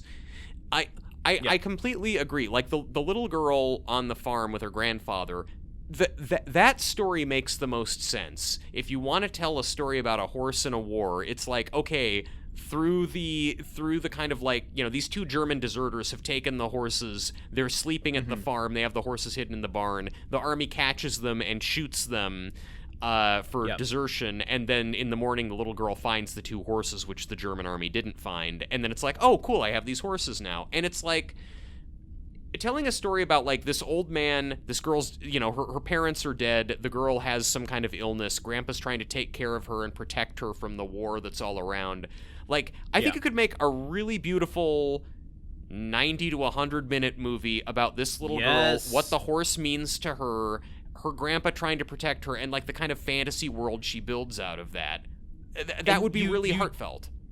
You do a kind of Pan's Labyrinth or whatever, where the war is the backdrop, not the foreground. Yes, and it's still, and you could still call it War Horse because it's a literal horse from the war that then gets, reappropriated for peacetime purposes in this girl's imagination. Yeah, in fact, watching what Joey goes through in this movie, even before the war, from his time on the farm, I think a more apt title for this is Chore Horse. Now, you see, that's really good. When I was describing this movie to Kirsty, her suggestion was, it sounds like watching that was a real chore horse. So there's two different ways into it. There you go. I'm more moved by the chore horse storyline. Like, I was really, when he's going off to war to be a war horse, I'm kind of like, honestly, I was sort of, I didn't think I was going to be interested in the horse plowing the field, but then I was like realizing, I actually don't know what, I know about plow horses as a concept. I don't know what that mechanically looks like or the purpose of it. And I'm like, it's to till the soil and get all the rocks out of there. And like, there's a scene where he's like, finally taught Joey how to plow this field. And there's this big rock, and it's like, oh no, it's gonna break the plow. But Joey keeps on going, he won't stop, and the blade of the plow breaks the rock in half. And I'm like, okay, I guess I'm kind of on board with this agriculture stuff now. Here's the thing, like, that's where, if this was more rooted in childlike logic, that would make sense. The strength of the horse does not increase the strength of the blade. Like, now, that would just dent the blade. But maybe this rock is from the kingdom in Damsel. Maybe it's one of those soft rocks that's just like, it's just like a wedge of brie. It just comes right apart. Can we talk about this plowing scene for a second? The plowing scene had me upset. This is at the beginning, in the early phases before the war, when it's just the chore. Like, Dad has spent all his money on this horse and is now deeply in debt to his landlord and is going to lose the farm. And the only way that they can make this work is if they're able to train this unsuited horse to plow one of their fields. They can plant a bunch of turnips and sell the turnips and make enough money. And so, Albie is dead set. No, I'm going to do it, Dad. Oi, bruv, I'm going to teach this horse to plow. And there's all this training him to put the harness on, whatever. But then he's out there and he's trying to plow this rocky field with Joey the horse, and it's like Joey's not really taking to it. And the landlord drives up. The landlord, played by David Thewlis, is like very, like, he's great. This is one of my favorite performances in the movie. He's this total scenery chewing asshole who's gloating about how he's going to take the farm and what an idiot, Albie's dad is, and what an idiot Albie is, what a bad horse this is. And he's just shown up to just watch, and he's yelling at him and heckling Albie as he tries to plow the field, like, that horse will never do it. Ah, ha, ha, we're going to take your farm. And then, as he's struggling, like, all these people, like, everyone in the town is showing up and standing alongside the fence watching him struggling to plow a field. Like, it's like 100 people are standing there watching this. Do you fucking people not have jobs? Do you have anything better to do than watch this guy struggle to do his chores? No, they don't. I not to shamelessly plug my other show, The Countdown to Monte Cristo, but I did research on this because I had that same question when the beginning of that book starts with a ship coming into port. Yeah. And Dumas takes like 2 or 3 paragraphs to talk about the spectators watching a ship come in, and I'm like, what are you doing? Like, that is kind of their entertainment. Like, there isn't a lot of other stuff. There's no sock hops going on. Yeah. In 1914. It's the first thing you came to is a good old sock hop. Especially in like rural areas where it's like, you don't have a library to go to, or you don't have just these areas of, cafes where you can sit and talk, or, it's like you go and get a drink in the evening, or you go and like, hey, you want to go check out that horse 30 miles away? Do you want to go look at that ill-qualified horse failing to plow a field? I do love that the first two suggestions you came to for entertainment were sock hop and library. Never change. But like, don't these people have their own farms they need to be working on in the middle of the day? Like, did everyone just like close up shop to go watch this? I guess so. Because like what ends up happening, he's not able to plow the field, it's not working, but then it starts pouring down rain, and that loosens up the soil enough that he's able to do it. But even as it's raining, they're all still standing there watching him, and it's like, God, like it is actively unpleasant to watch this horse not plowing this field, but you're still there watching this kid get heckled for man, I don't know. I'm just glad. Yeah. I'm glad we have podcasts, I guess. Yeah, if people had podcasts back then, no one would be going to watch a horse. People would be going to that and making podcasts about it. It would be That's you true. know, Yeah. horse trying to plow a field memory machine, where people like pick apart and analyze every horse that has ever failed to appropriately plow a field.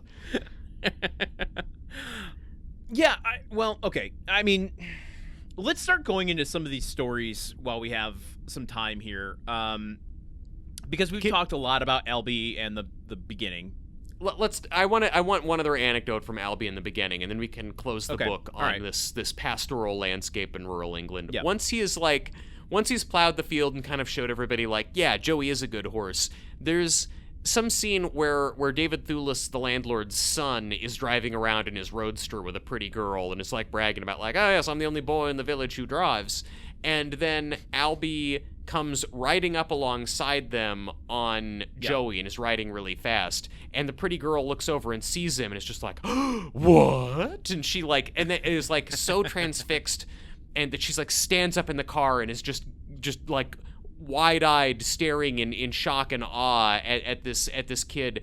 And it's like, again, it's a man riding a horse. It's honey, you live in the countryside, you see it all the time. We've never seen this boy riding this horse. Yes. I guess it's like, yeah, I've never seen this boat come into this harbor. Like that's the level of entertainment back then. But it is just further, you know, the movie really trying to sell us on, no, there's something about this horse that just is, maybe you, the audience, can't see it, but everybody in this movie knows how good this horse is. Okay, what other stories? What other horse stories do you want to talk about? We've talked some about the cavalry. Yeah, we talked a little bit about them. Let's talk a little bit more about these two German boys. Yeah. So there's sentence. Please do not take out of context. No. I mean, it's just two German boys.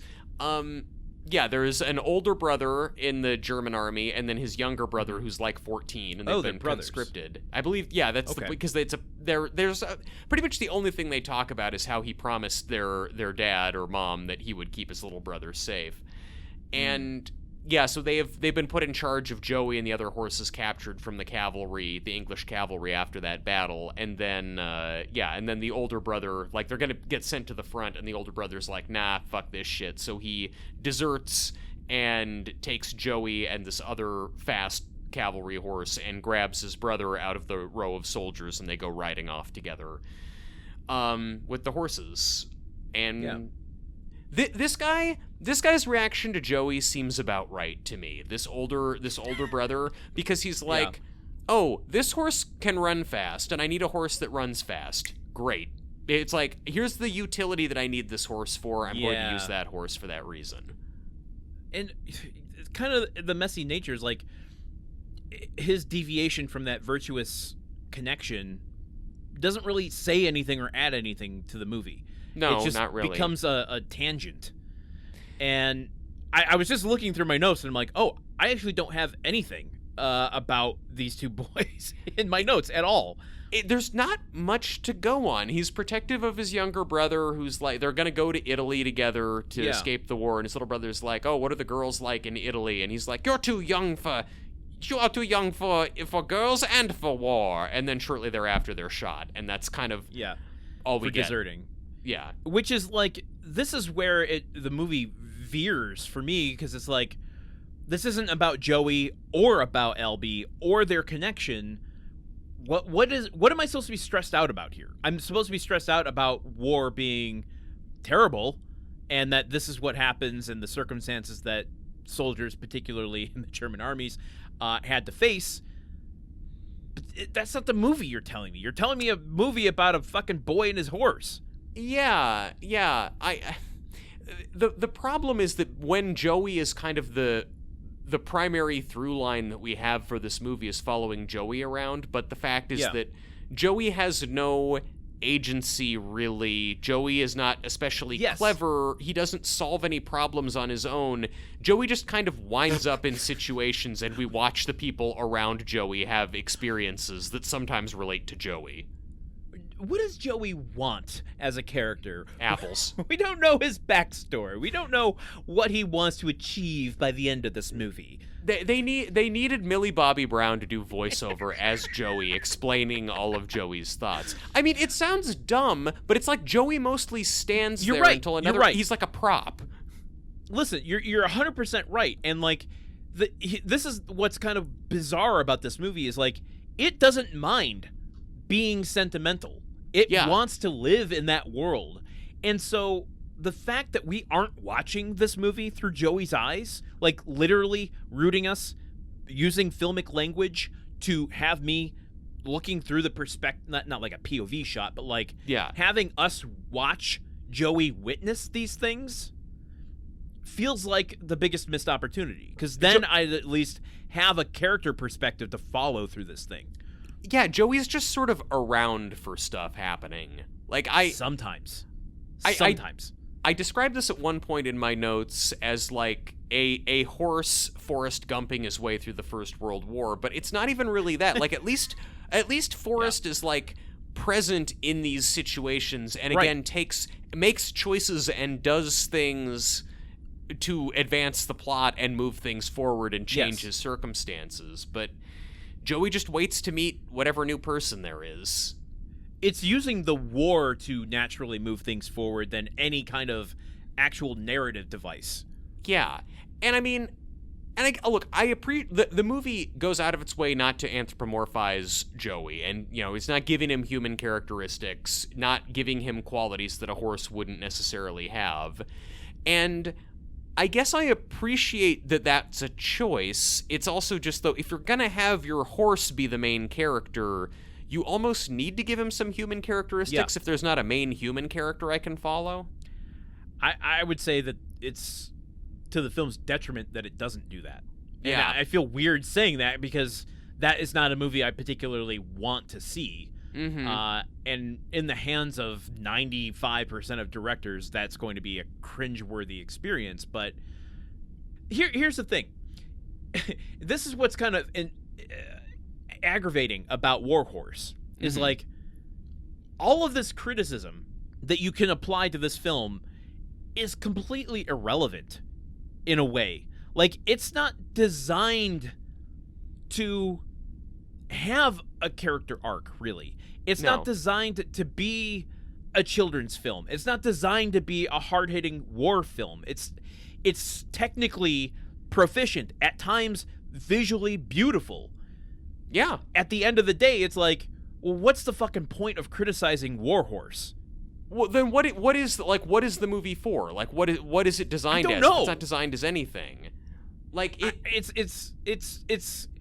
like the custom-built Oscar bait template. It's meant to exist in a time and place, get some award attention, and then dissipate to the annals of time. I mean, but critics really loved this. Like Roger Ebert was effusive in his praise. He said this was some of the best work that Steven Spielberg has ever done. I pulled some critic reviews as well because I was really curious. Rex Reed in particular was like, do I have Rex Reed? Yeah, here. Steven Spielberg at the top of his powers, a rare and genuine movie masterpiece that deserves that label in 1,000 ways. Dear Rex Reed, please list all 1,000 ways, please, because I would like to argue point by point with what those are.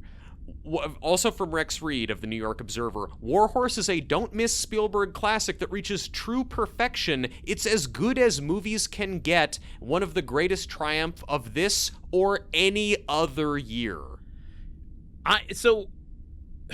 Okay. What are we missing? We're not missing anything. This is the critic world getting caught up in the fervor of award season and the holiday spirit. I think they probably had an incredible junket for this. They made critics swoon with champagne and fruit baskets. Yeah. And did a very generous talking head interview, thing. And when you pair that together with an unobjectionable film, it's easy to squeeze out I gotta say something about this, and I want my name to be on the trailer, so I'm gonna say it this way, and it taps more into the critic being clever than it is a genuine sentiment about the film. Yeah, Steven Spielberg went up to Rex Reed and held out an apple, and Rex Reed just went over and just gobbled it up with his big, weirdly articulated lips. Because horses, you've seen how they're weird, right? I grew up on Mr. Ed. Yeah. I did pull one critical review of this, and yes. I want to state it just as showing how soft-handed even the critical hand is, which is from The Guardian, and it says, despite twisting and turning to be even-handed, the film simply could not help itself and gorged itself on an entire miniature liquor selection of Anglo-German cliches. So it's so that's basically saying that this movie is just being kind of just trite and saccharine. It's just being. It's just being. Could we then maybe use that to segue into a moment that I think sort of fits with that cliches bit?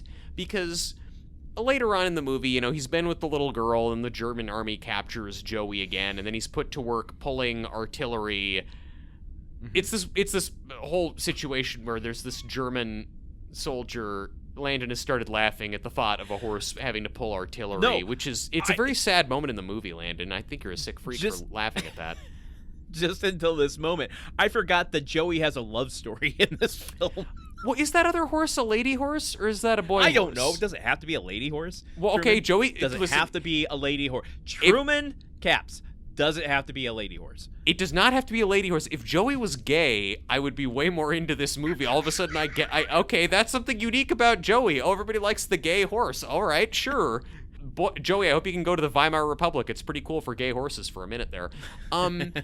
He and his girlfriend, boyfriend, this other horse that he's been kind of chilling with for a minute, they are put to work pulling artillery pieces for the German army, and they are all the other German officers are like, makes the horses go faster, they have to pull more artillery, and there's then the one, worthy and good German soldier who's in control of the horses who's like, but no, this horse is tired, you must be nice to this horse. It's this weird, in the middle of all of this, hundreds of horses have seemingly died pulling these cannons, but this German soldier is very fixated on making sure that Joey is okay at all costs.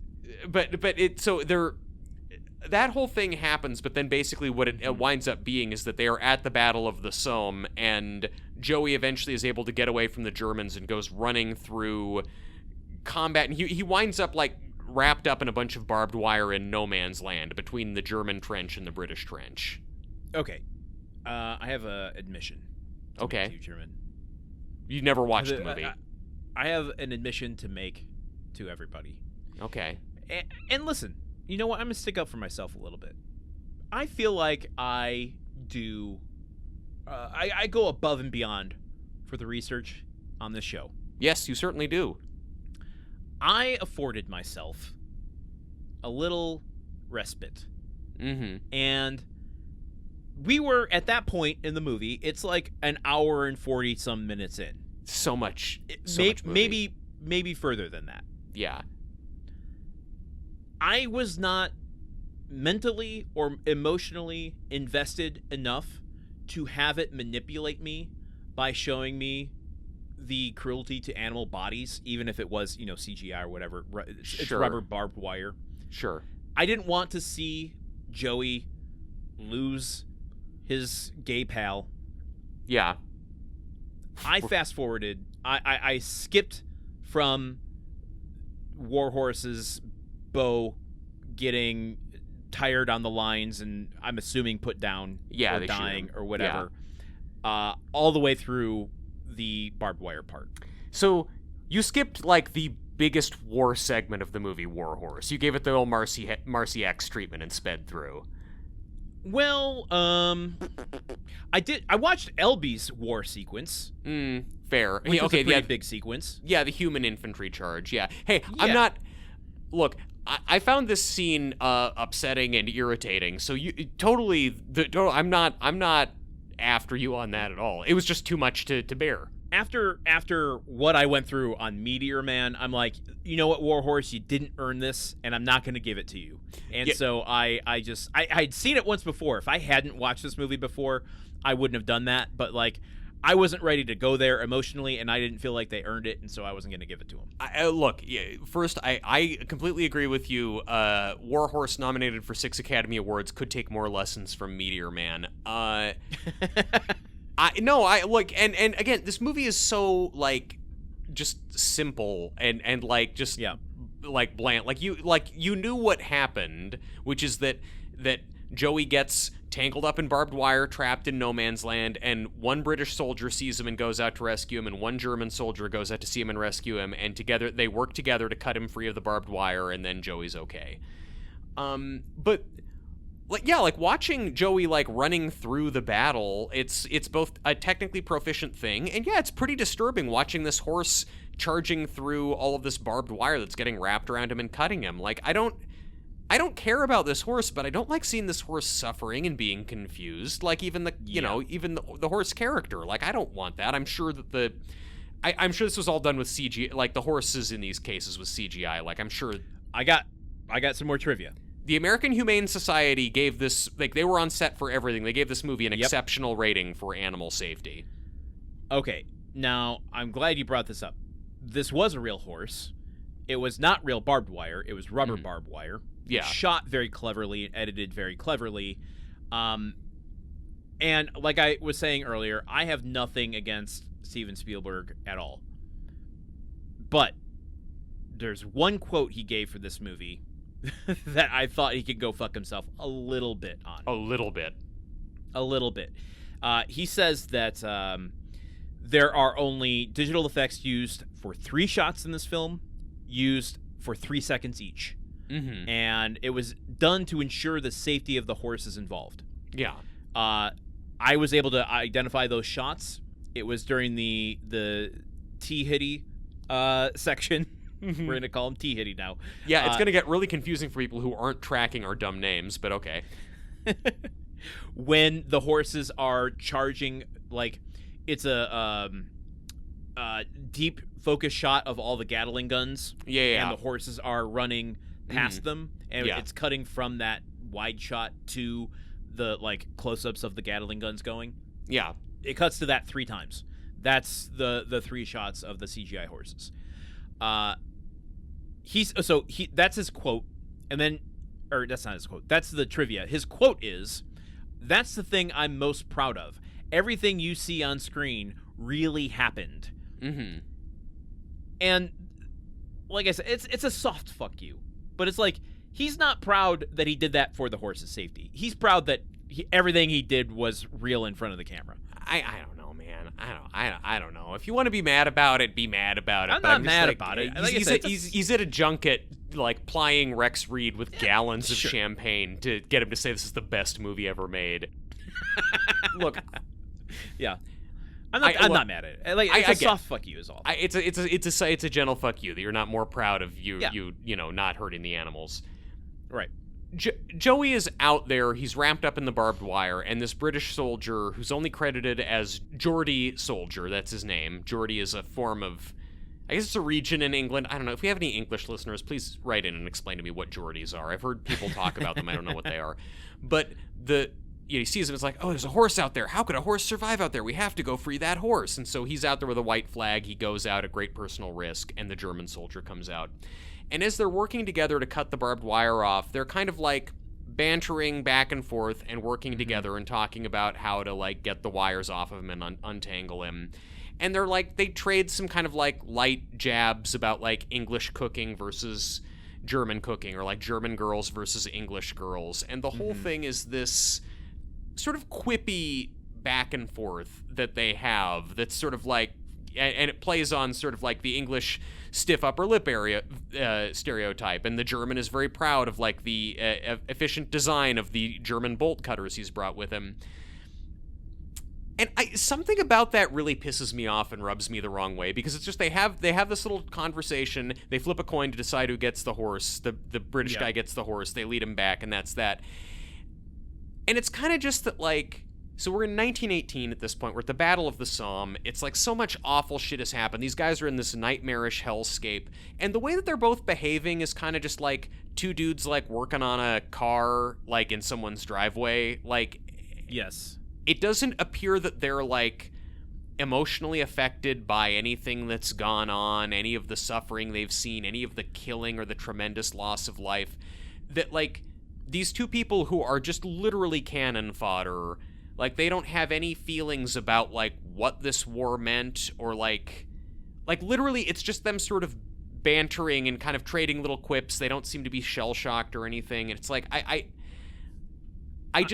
this is a way that I feel like the movie undercuts itself as a war movie by just like, oh, they had a nice little chat. We're all kind of alike at the end of the day. But well, yeah, this is absolutely where an example of where this movie does not work. You know, like, if we are taking a kind of simplistic, childlike view of war, I think something like this makes sense. But you are bringing such sanitized, PG-13, attention to detail war, depictions that, like, because the war is foregrounded so many times, you can't have the shot from Gone with the Wind as the camera pulls up and you see the battleground of bodies, the carnage that has happened, the injuries that have been done to all of the cavalry horses. After you see the carnage of all of the what is done to the cavalry horses, might be worth calling this movie Gore Horse. That one got you to make a horse sound. I'm saying nay to that bit. No, because honestly, last night I was trying to workshop something about like Bill Clinton's vice president, and like does he like go to a farm or something to try and win the horse girl vote, but it never came together. Yours was better. My point being, like, you can't have that movie and then have these two characters have this exchange that completely dissociates from the realities of war. You can't have that simplistic moment to make a statement about war without acknowledging the realities of war. And it wants it both ways. Yes. Like that their attitude is both just kind of stiff upper lip, and it's this kind of like, oh, yep, those boys were all out there just toughing it out for the noble cause, and that's just it's like a message about almost like stoicism, that like you have to just nose to the grindstone and we're all alike and get through it. And it's like, it's not Spielberg can make whatever movie he wants, but it's like, this war was absurd. And also, like, a few scenes after this, a guy just marches into the scene and goes, "Gentlemen, in a few minutes the war will be over." And no one's like, then why did we all just do that fucking infantry charge if you guys were already gonna end this shit? Like, this is not, like, this is definitely an anti-war movie. Like, this movie is not pro-war, but your anti-war message gets fucked with when you don't, like, engage with, like, what this meant. But more importantly, like, you can, whatever engagement you want to have with the war conversation, the impact this has on the narrative of Joey and Albie, Yeah. which is theoretically the spine of this movie. Mm-hmm. Like, this should be playing on the futility or the kind of fickle nature of fate. Yeah. That, like, this movie playing on as much sentimentality as it does needs to kind of be almost campy to the degree of, at this point in the movie, we need to see that divine intervention is happening to guide Joey back to Albie. Yes. And the fact that it's done over a coin toss, and the coin toss is done at the end of this kind of longer take where it's just the two of them acting off each other, and it's just like there's no insert shot. Like, if this was done by someone like John Sayles, like, you would have a shot of the coin on the guy's thumb, an insert shot. You'd see it go up in the air. You would put audiences in the seat of, like, everything is riding on the fate of this coin, or, you know, the fate of their relationship is riding on chance as this thing is flipping through the air and hitting the ground. But no, it's done in a wide shot. It's just like, okay, I guess you get the horse. Good for you. Let me ask another question, because, you know, they free the so for, like, in the first place, like, these guys are in, again, one of the, like, worst battles in the history of warfare. They've seen like there are 1 million casualties. Well, actually, that was the first battle of the Somme. There's just a lot of fucking people dying. It's bad. And they see this injured horse, and they're both like, we got to do something about this horse. We definitely, our souls are still intact within our bodies. We're not desensitized to suffering. Okay, they free the horse, and then it's like there's this dispute over who gets the horse, and they flip a coin for the horse. What are you gonna do with a horse when you get it back to the trench? Like, what's your plan for the horse? Like, what good is a horse at that point? Why do you want a horse? Well, I gotta be honest, I was pretty checked out by this point, so I don't have a good answer for it. And when you pair that Rex with Reed put that in his review. To be honest, I was pretty checked out at that point, but still, best movie ever. I was so blitzed on the champagne they were plugging into me. You pair my checked outness with, like, my lack of understanding how cavalry works. Like, do you collect all the horses, and, like, what happens at the end of a war? Do you let the horses just roam free after that, or do you collect them and, like, I got more horses than that you do, let's bring them back, and the ones that don't need to be put down go back into service? Like, I don't know what happens to horses. They all go to a nice, happy farm. What I've read in my research, and you know, the guy who wrote the War Horse book had like read about this as well, that I guess England, they sent 1 million horses over to fight in the war, and 62,000 horses came back, and the rest either died in combat or were killed for meat in post-war France. So, do they want to eat like that? The horse? I'm sorry I told you. Is it more traumatic that I told you that, or is it more traumatic that my parents chose to tell me that the horse I'd been riding that day at the resort got put down immediately after the horseback ride? I've got my own therapy to do about pulling out what my memory actually is. I don't have the capacity to go into your therapy. I love that we both have unique horse trauma that we need to work on. This movie at the same age. Maybe the reason that all those critics like the movie is because they are just further ahead in their therapy process and they've worked through all their complicated horse feelings. Yeah. But it's like, but again, it's just this thing of like, what is so magnetic about Joey? At this point, he is a severely injured, mud-caked horse in the middle of a battlefield. Why do you need to bring this horse back home with you? And, well, as we learned in the kind of last vignette is, in theory, shouldn't have had to, because he's so torn up that he should just be put down.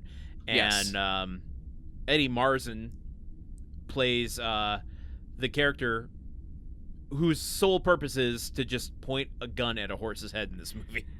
Well, now there's multiple characters who point a gun at a horse's head in this movie, but like he's just there. He is told, like, the Geordie soldier takes Joey to the infirmary where the surgeon is like, "What the fuck are you doing with this horse? I've got more wounded human beings to take care of than I can manage, and you're trying to get me to take care of this horse who has these injuries and is gonna die." Right. And then tells Eddie Marsan to shoot the horse.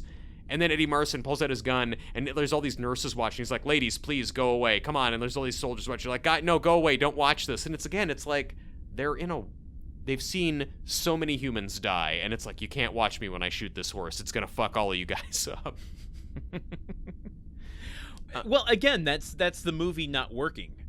Because, like, this should be our main character. And, the movie's logic should dictate that no one will want to watch this mystical, magical horse die.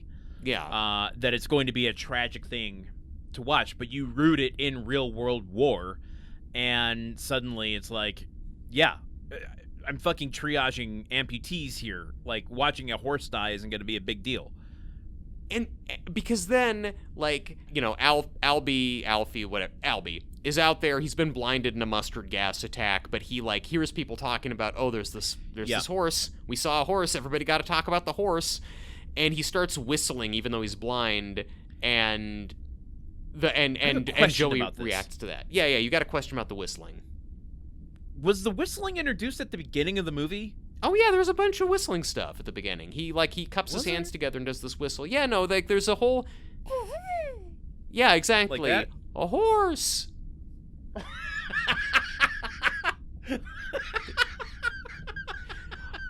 There's all of this stuff of him training Joey to come when he whistles, and it's like. Okay. And they make such a big deal of it, and this is supposed to be one of the main things about Joey that makes Joey special, and I'm just like. Yeah. My horse in Red Dead Redemption 2 would come when I whistled. It didn't matter where I was. If I pushed right on the D-pad, the horse would run up. You'd be on the other side of the map. And when that horse died, the next horse I bought also would come when I whistled. So I'm not that impressed. And in movies, I've seen a million westerns where the cowboy whistles and his horse runs up. So to me, a stupid person, it seems very normal that a horse will respond to a whistle. I don't think that's special for Joey to do that. And not only respond to a whistle, but know how to position itself directly under the window that the protagonist is jumping out of so that they can ride away. Exactly. And Joey doesn't even do that much. No one jumps onto Joey. There's not a lot of stunt riding in this movie. Do you notice that? No. There's not that much I did horse notice that. riding. Yeah, it's all in the cavalry section. Yeah, which again looks cool. Make a movie about the cavalry, but But this end scene here, let's dig into this for a bit, because it's the culmination of the movie and the story, kind of. Yeah. This is using romantic movie tropes. Boy meets girl, boy loses girl, boy gets girl again. Mm-hmm. And it's almost shot in a way where it's like these two characters are finding each other for the first time since the beginning of the film. They've both undergone all of these different stories. I don't know exactly what Albie went through. Yeah, we didn't see him for 4 years. He got 4 years older, was drafted into the army, fought in a bunch of battles. Probably some interesting stuff happened to him, but no, we're following this horse around. Kind of, we are. But he starts whistling, and then it's shot we shot reverse shot kind of the entire, just like the beginning of everyone watching, the whole community watching the horse training. This entire hospital, people are dying in these buildings around them. The world stops, and the people part ways like the Red Sea. Crowds for of soldiers. Joey and Albie to walk through and see each other for the first time. And it really wants to be one of those YouTube clips. I'm like, no, not earned. No. Because he's whistling, and Joey just kind of turns and looks at him and sort of walks a little bit in his direction. And well, it wants it's worse than that even, because when the whistling first starts, he's got a gun pointed at his head, and they're trying to lower his head to the ground so that they can shoot him. Move the gun. Move the gun. Don't make the horse cooperate. Move the gun. Yeah, listen, I've never shot a horse, and I never will. I don't never say understand never. exactly what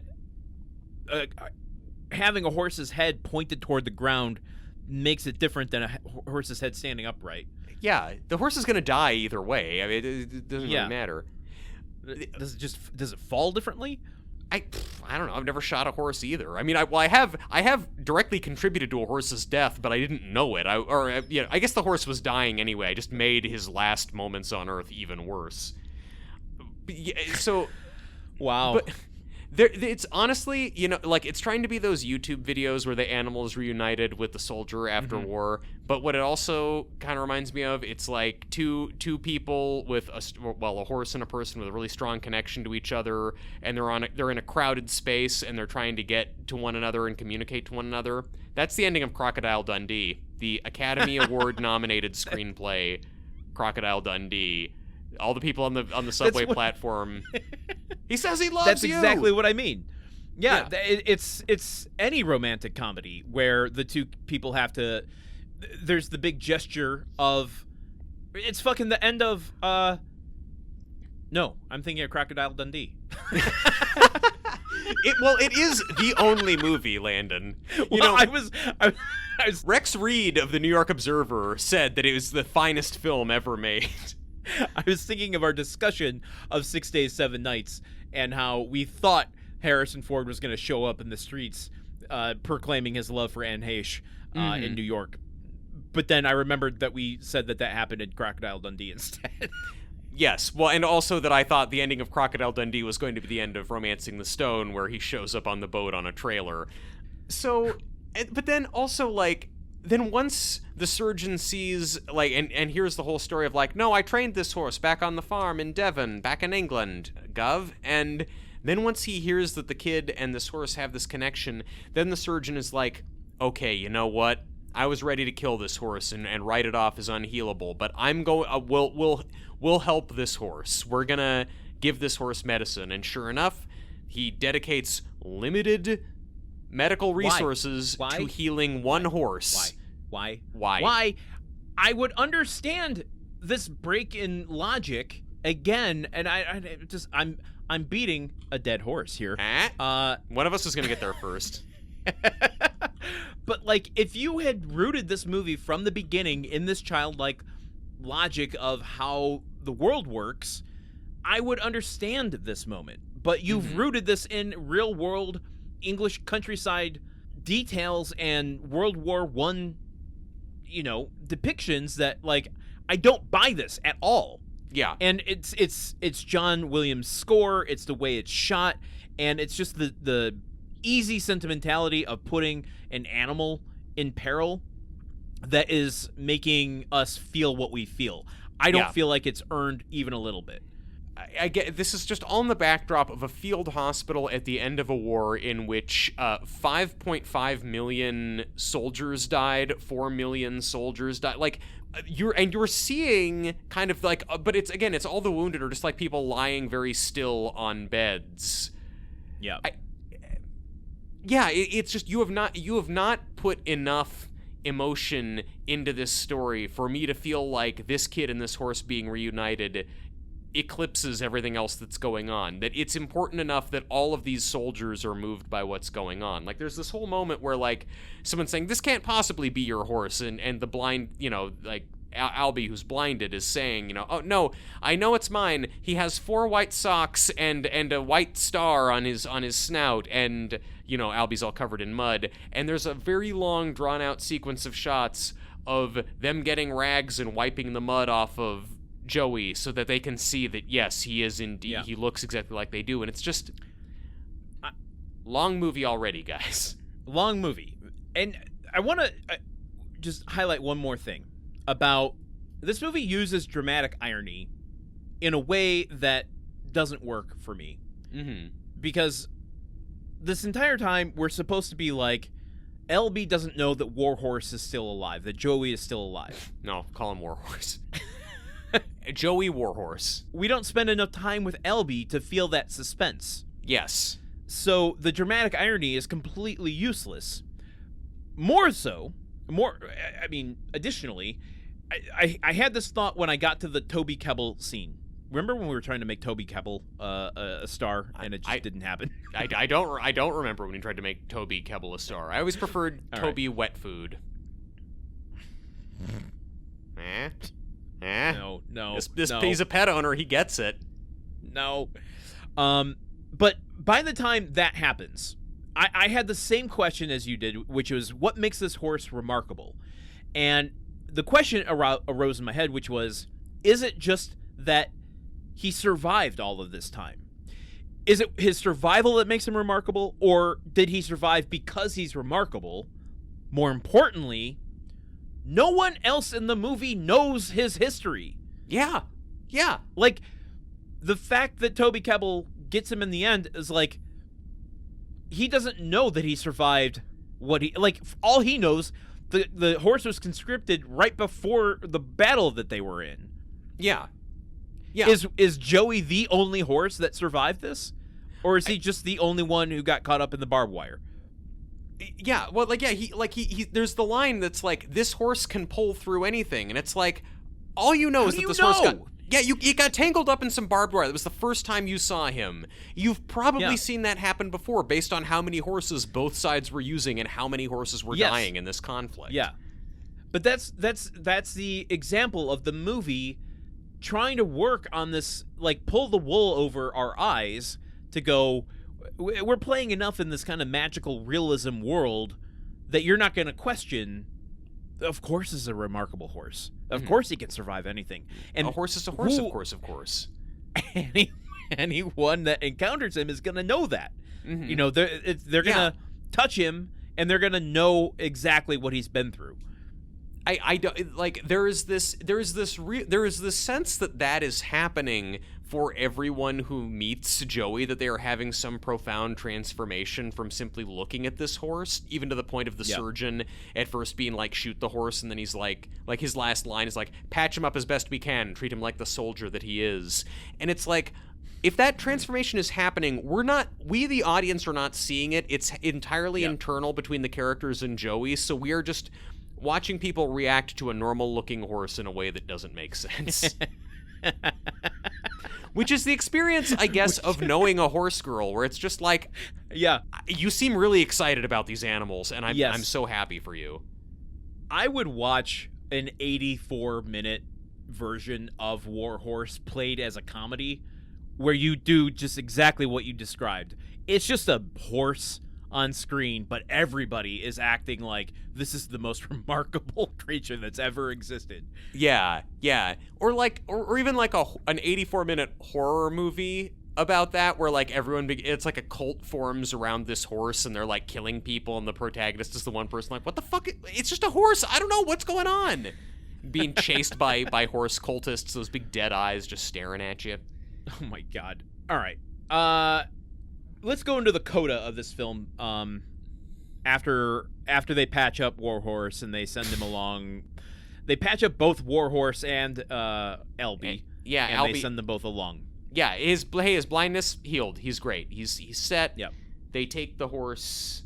There's some whole business with they're gonna have to auction the horse off after the war. I don't understand why. What happens there. Why? It's like, oh, we can't give you the horse because you're not an officer. It has to be purchased at auction, but all the guys in the company have put together all their money so you can buy your horse back, because it's... We can acknowledge a horse as a soldier and give him a Purple Heart, but we can't just allow the owner of the horse to have his horse back. What logic are you operating on, movie? I don't understand it. We can use like antibiotics and medical dressings and very scarce supplies to make sure this horse doesn't die, but oh no, we can't then give you the horse that we've brought back to life at great expense. That's against regulations, and there's nothing that can be done.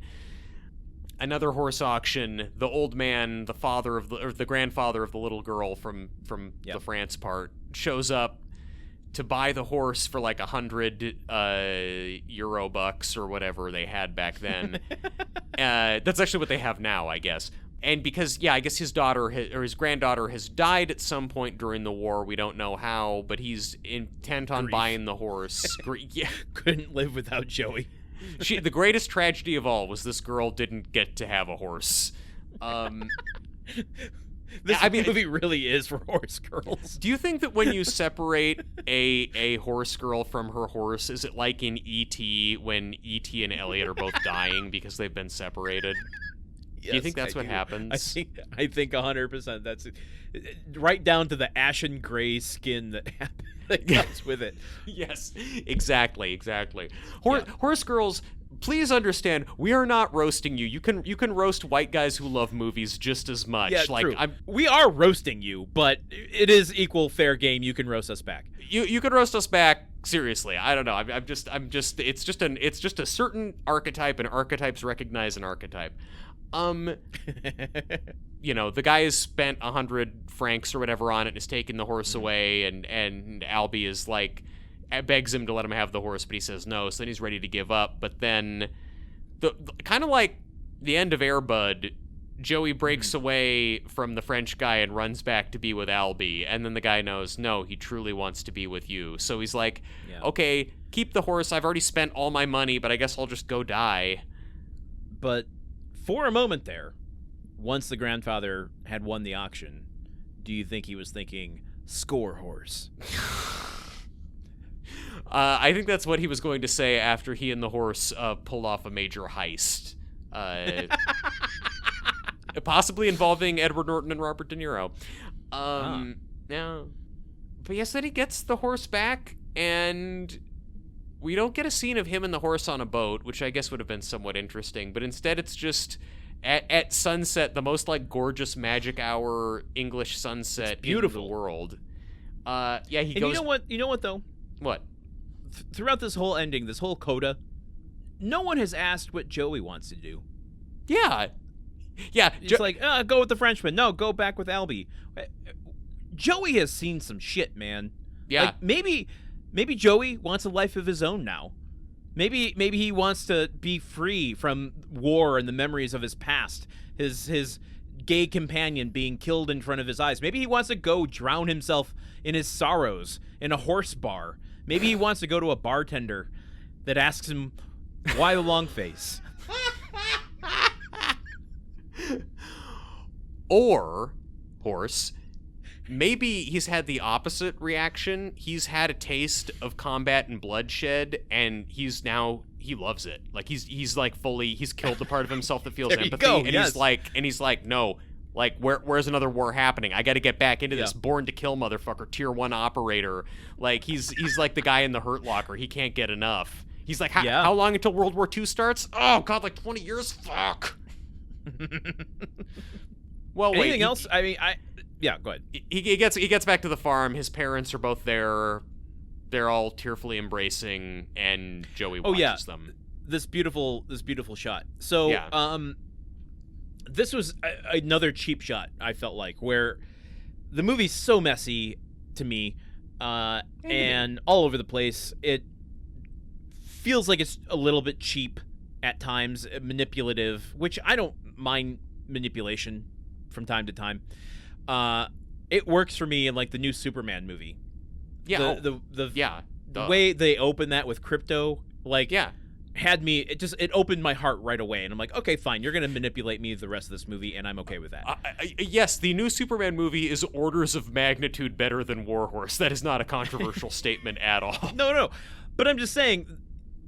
My point being that this is like a movie using cheap shots, and I feel like it's just getting one last cheap shot out the door to make you think that this is more artful and beautiful than it is by literally putting one of the most gorgeous shots in film history on the way out the door. This sunset is so, like, the sky looks like nacho cheese. It is so, like, yellow and orange. It's impressive.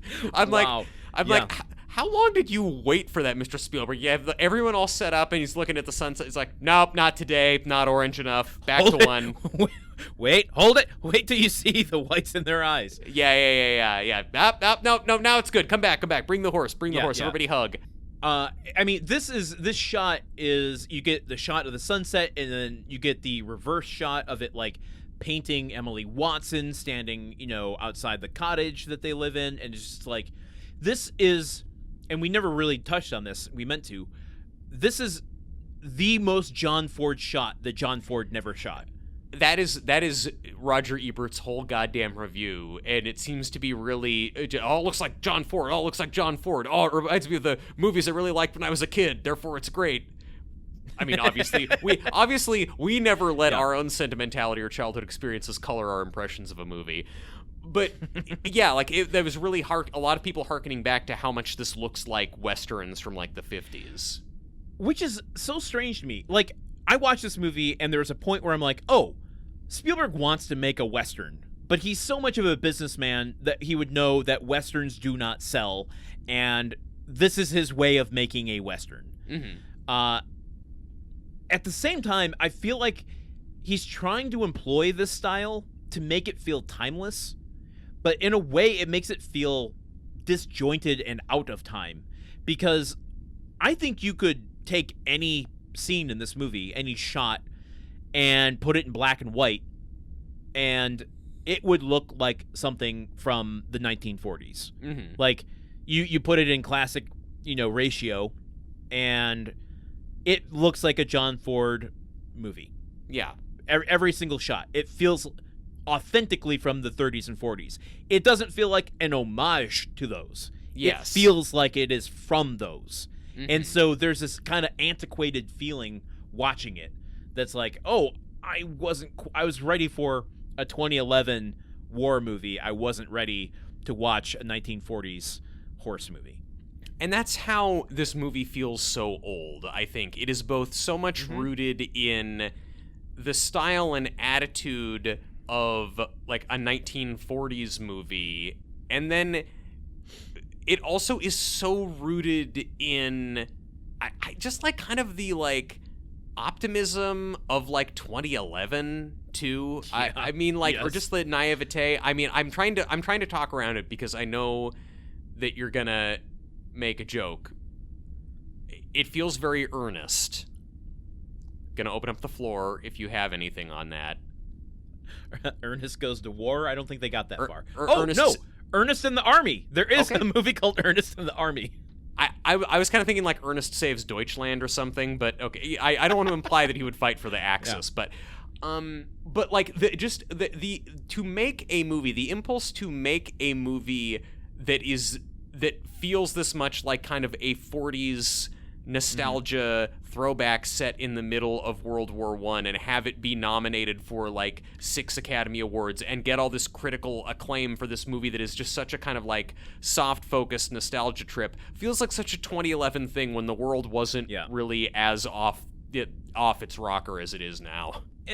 Let's use 2 other films to kind of help calibrate this a bit, because I don't think that is inherently a bad thing. Like, no, doing a film of an era can be interesting, and I think it can work, and I think you can take it too far. This doesn't feel like it really commits to either, which is like, dare I invoke the Oscar-iest movie of all time, The Artist. What? Is that a movie? Where I have no memory of that film. That movie uses its homage to allow a genuine sentimentality to come out. Yeah. Like it uses camp to kind of get to a broader sincerity. Mm-hmm. And I think that works. You go in the other direction and you go with a movie like Mank, where it's like David Fincher going, no, I'm going to do the audio mix like you're sitting in the back room of a fucking theater in 1939. It's like, okay, glad you did that. I can't watch this movie. It is so distracting because you wanted such close attention to detail. And where does The Good German fall in this? The Steven Soderbergh movie set during World War II or post-war that he filmed on 40s cameras with 40s audio equipment. I don't remember that film. I've seen it. Uh-oh. Machine warming up. I remember feeling like it was beautiful to look at. I might feel differently in 2025, being like over inundated with homages to things of the past, but But the idea of like using an homage to an older form of filmmaking, and it's like, it's one thing if you're doing that and it serves dramatic purpose, and it's another thing if you're kind of like doing it just for the technical exercise of doing it. Panavision in One Battle After Another, it works. It brings a texture, it brings a scope, it brings something to it. You're utilizing it for more than just the homage of, well, I like this kind of movie when I was growing up. Yeah, exactly. I'm VistaVision, but yes, like it is. What did I say? You said Panavision. Oh, VistaVision. Yes, you're right. Yeah. Sorry. Yeah. Panavision is when I'm looking at my cast iron skillet and thinking that I need to reseason it. Is that good? Is that a joke? So good. We say that's so funny? Great. Yeah, is that good? I do think it's really funny. Thank you. Movies, yeah. Yeah. Movies, huh? Now more than ever. All right. Well, then let's pull off a small miracle and bring this episode in shorter than the runtime of the movie, which is not usual for us. Yes, I know. Well, there were a lot of credits for this movie, but we should still try and wrap it up. Yeah. Why do you think this movie was forgotten? War Horse, kind of more like Boar Horse, you know? By the end it was more of a snore horse.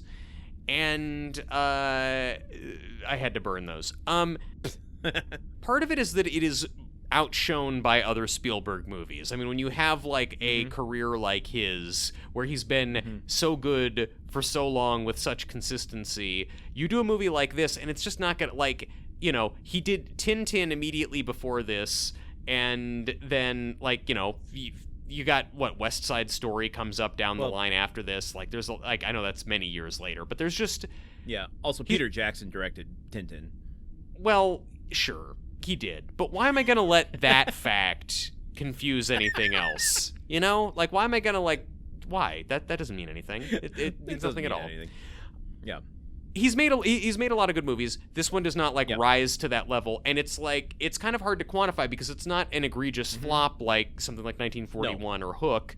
It's a movie that's just kind of ultimately not that interesting, not that exciting. It is, and when you're talking about Steven Spielberg, it's easier to remember his better movies, and also and it is such quintessential award bait movie that people forget. This is a movie that was I think made to win awards and not really made to last. Yeah. What do you think? I'm going to answer this with a question. Okay. In 2026, who's the person watching War Horse? Us. And I mean, honestly, I was kind of I have been thinking I should text the horse girls I know and ask them if they've seen this movie. But I guess the real question, it's not did you see it 15 years ago? Are you sitting down and watching it now? But I think that is the only demographic that would watch this now is horse girls who are this is a movie that is squarely about horses. But is this a horse girl movie? I don't think it is. They're going to be watching Secretariat. They're going to be watching Seabiscuit. They're not going to be watching the horse/World War I depiction movie. I don't feel like. I don't want to I don't want to stereotype horse girls, but it just doesn't have horse girl vibes to me. It has dad making a movie for a horse girl vibe to me. Look, I disagree. I'm not saying they're gonna like this movie, but I mean, I'm thinking there was a guy I knew once who was really obsessed with the U.S. Army. He was always watching war movies, playing Call of Duty, war games, whatever, just army. He watched the TV show Army Wives, not really because he liked it necessarily, but just it's sort of about the army. It's just sort of relevant to an interest, and so if you're someone who, raising and riding horses is a big part of your life, and here's this movie by an acclaimed director that is explicitly about a person's relationship with a horse, you're probably going to seek it out, I think. Well, you'd seek it out once, but you aren't the question is, why is this forgotten? And here's my answer. Yeah. Is that this movie is forgotten because TBS doesn't exist in the form it used to. This is the type of movie that might gain canon status if it came up on Sunday afternoons and you're just well, nothing else is on, I guess I'll watch War Horse. Hey, that wasn't so bad. Hey. Shawshank Redemption doesn't become one of the most greatest, hailed as one of the greatest movies of all time if TBS doesn't exist. That's very true. That's very true. TBS doesn't exist in 2011 the way that it did in the 90s, in the early 2000s, when Shawshank Redemption was, grasped onto. And so, like, the main audience for this that would gravitate toward, I saw that multiple times, it's a great movie. It doesn't have that dad trap, like, you know what holds up? War Horse. Yeah. It's just, it doesn't have the apparatus for cultural imprint or, continued awareness. There's not like an environment in which War Horse is being beamed out there for people to just that you can passively consume War Horse because you stumble into it halfway through. The only way you can watch War Horse is by making the very conscious decision to watch War Horse. Yes. Which is kind of hard. If, like, the History Channel showed movies, which they don't, at least not movies that they don't produce, and if they did show movies and they showed War Horse, I guarantee this would have much more of an imprint among a certain amount of people. So, do you think if that changes in the future, if History Channel starts showing movies, do you think this movie could become a classic, a Shawshank-style classic? Maybe not to that degree. We're far beyond. We're living in a fragmented media landscape. I doubt that that's ever going to happen again. But and also, to be clear, Shawshank Redemption much better than this movie too. Yes, absolutely. Yeah.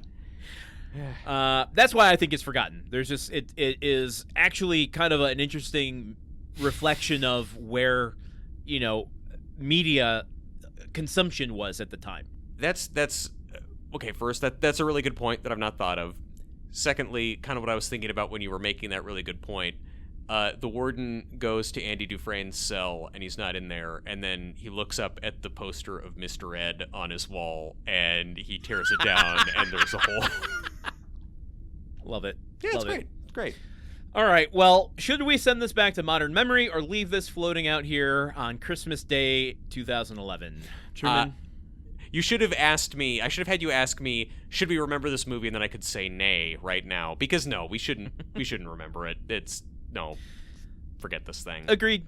I don't see any way, shape, or form in which this needs to be remembered. Like, You can watch it. It's a fine film, but, like, there's better Steven Spielberg movies out there. There's better war movies out there. There are better horse movies out there. There are better animal and owner bonding movies out there. Yes. There's really nothing that War Horse is bringing to the table. Yeah, no, there's really not. You're not going to learn much from this movie unless unlike us, you get what's special about Joey, in which case this might be the best movie you've ever seen. And then join our Discord and tell us why. Yes. Because I want to know. Yeah. I'm not a horse girl. What am I missing? Yeah. Give us some horse girl representation on our Discord. Prove us wrong. Yes. We welcome you into our community, horse girls. Okay. Well, until next week when we wrap up some loose ends about War Horse, for Truman Caps, I've been Landon Solano. And for Landon Solano, I've been Truman Caps.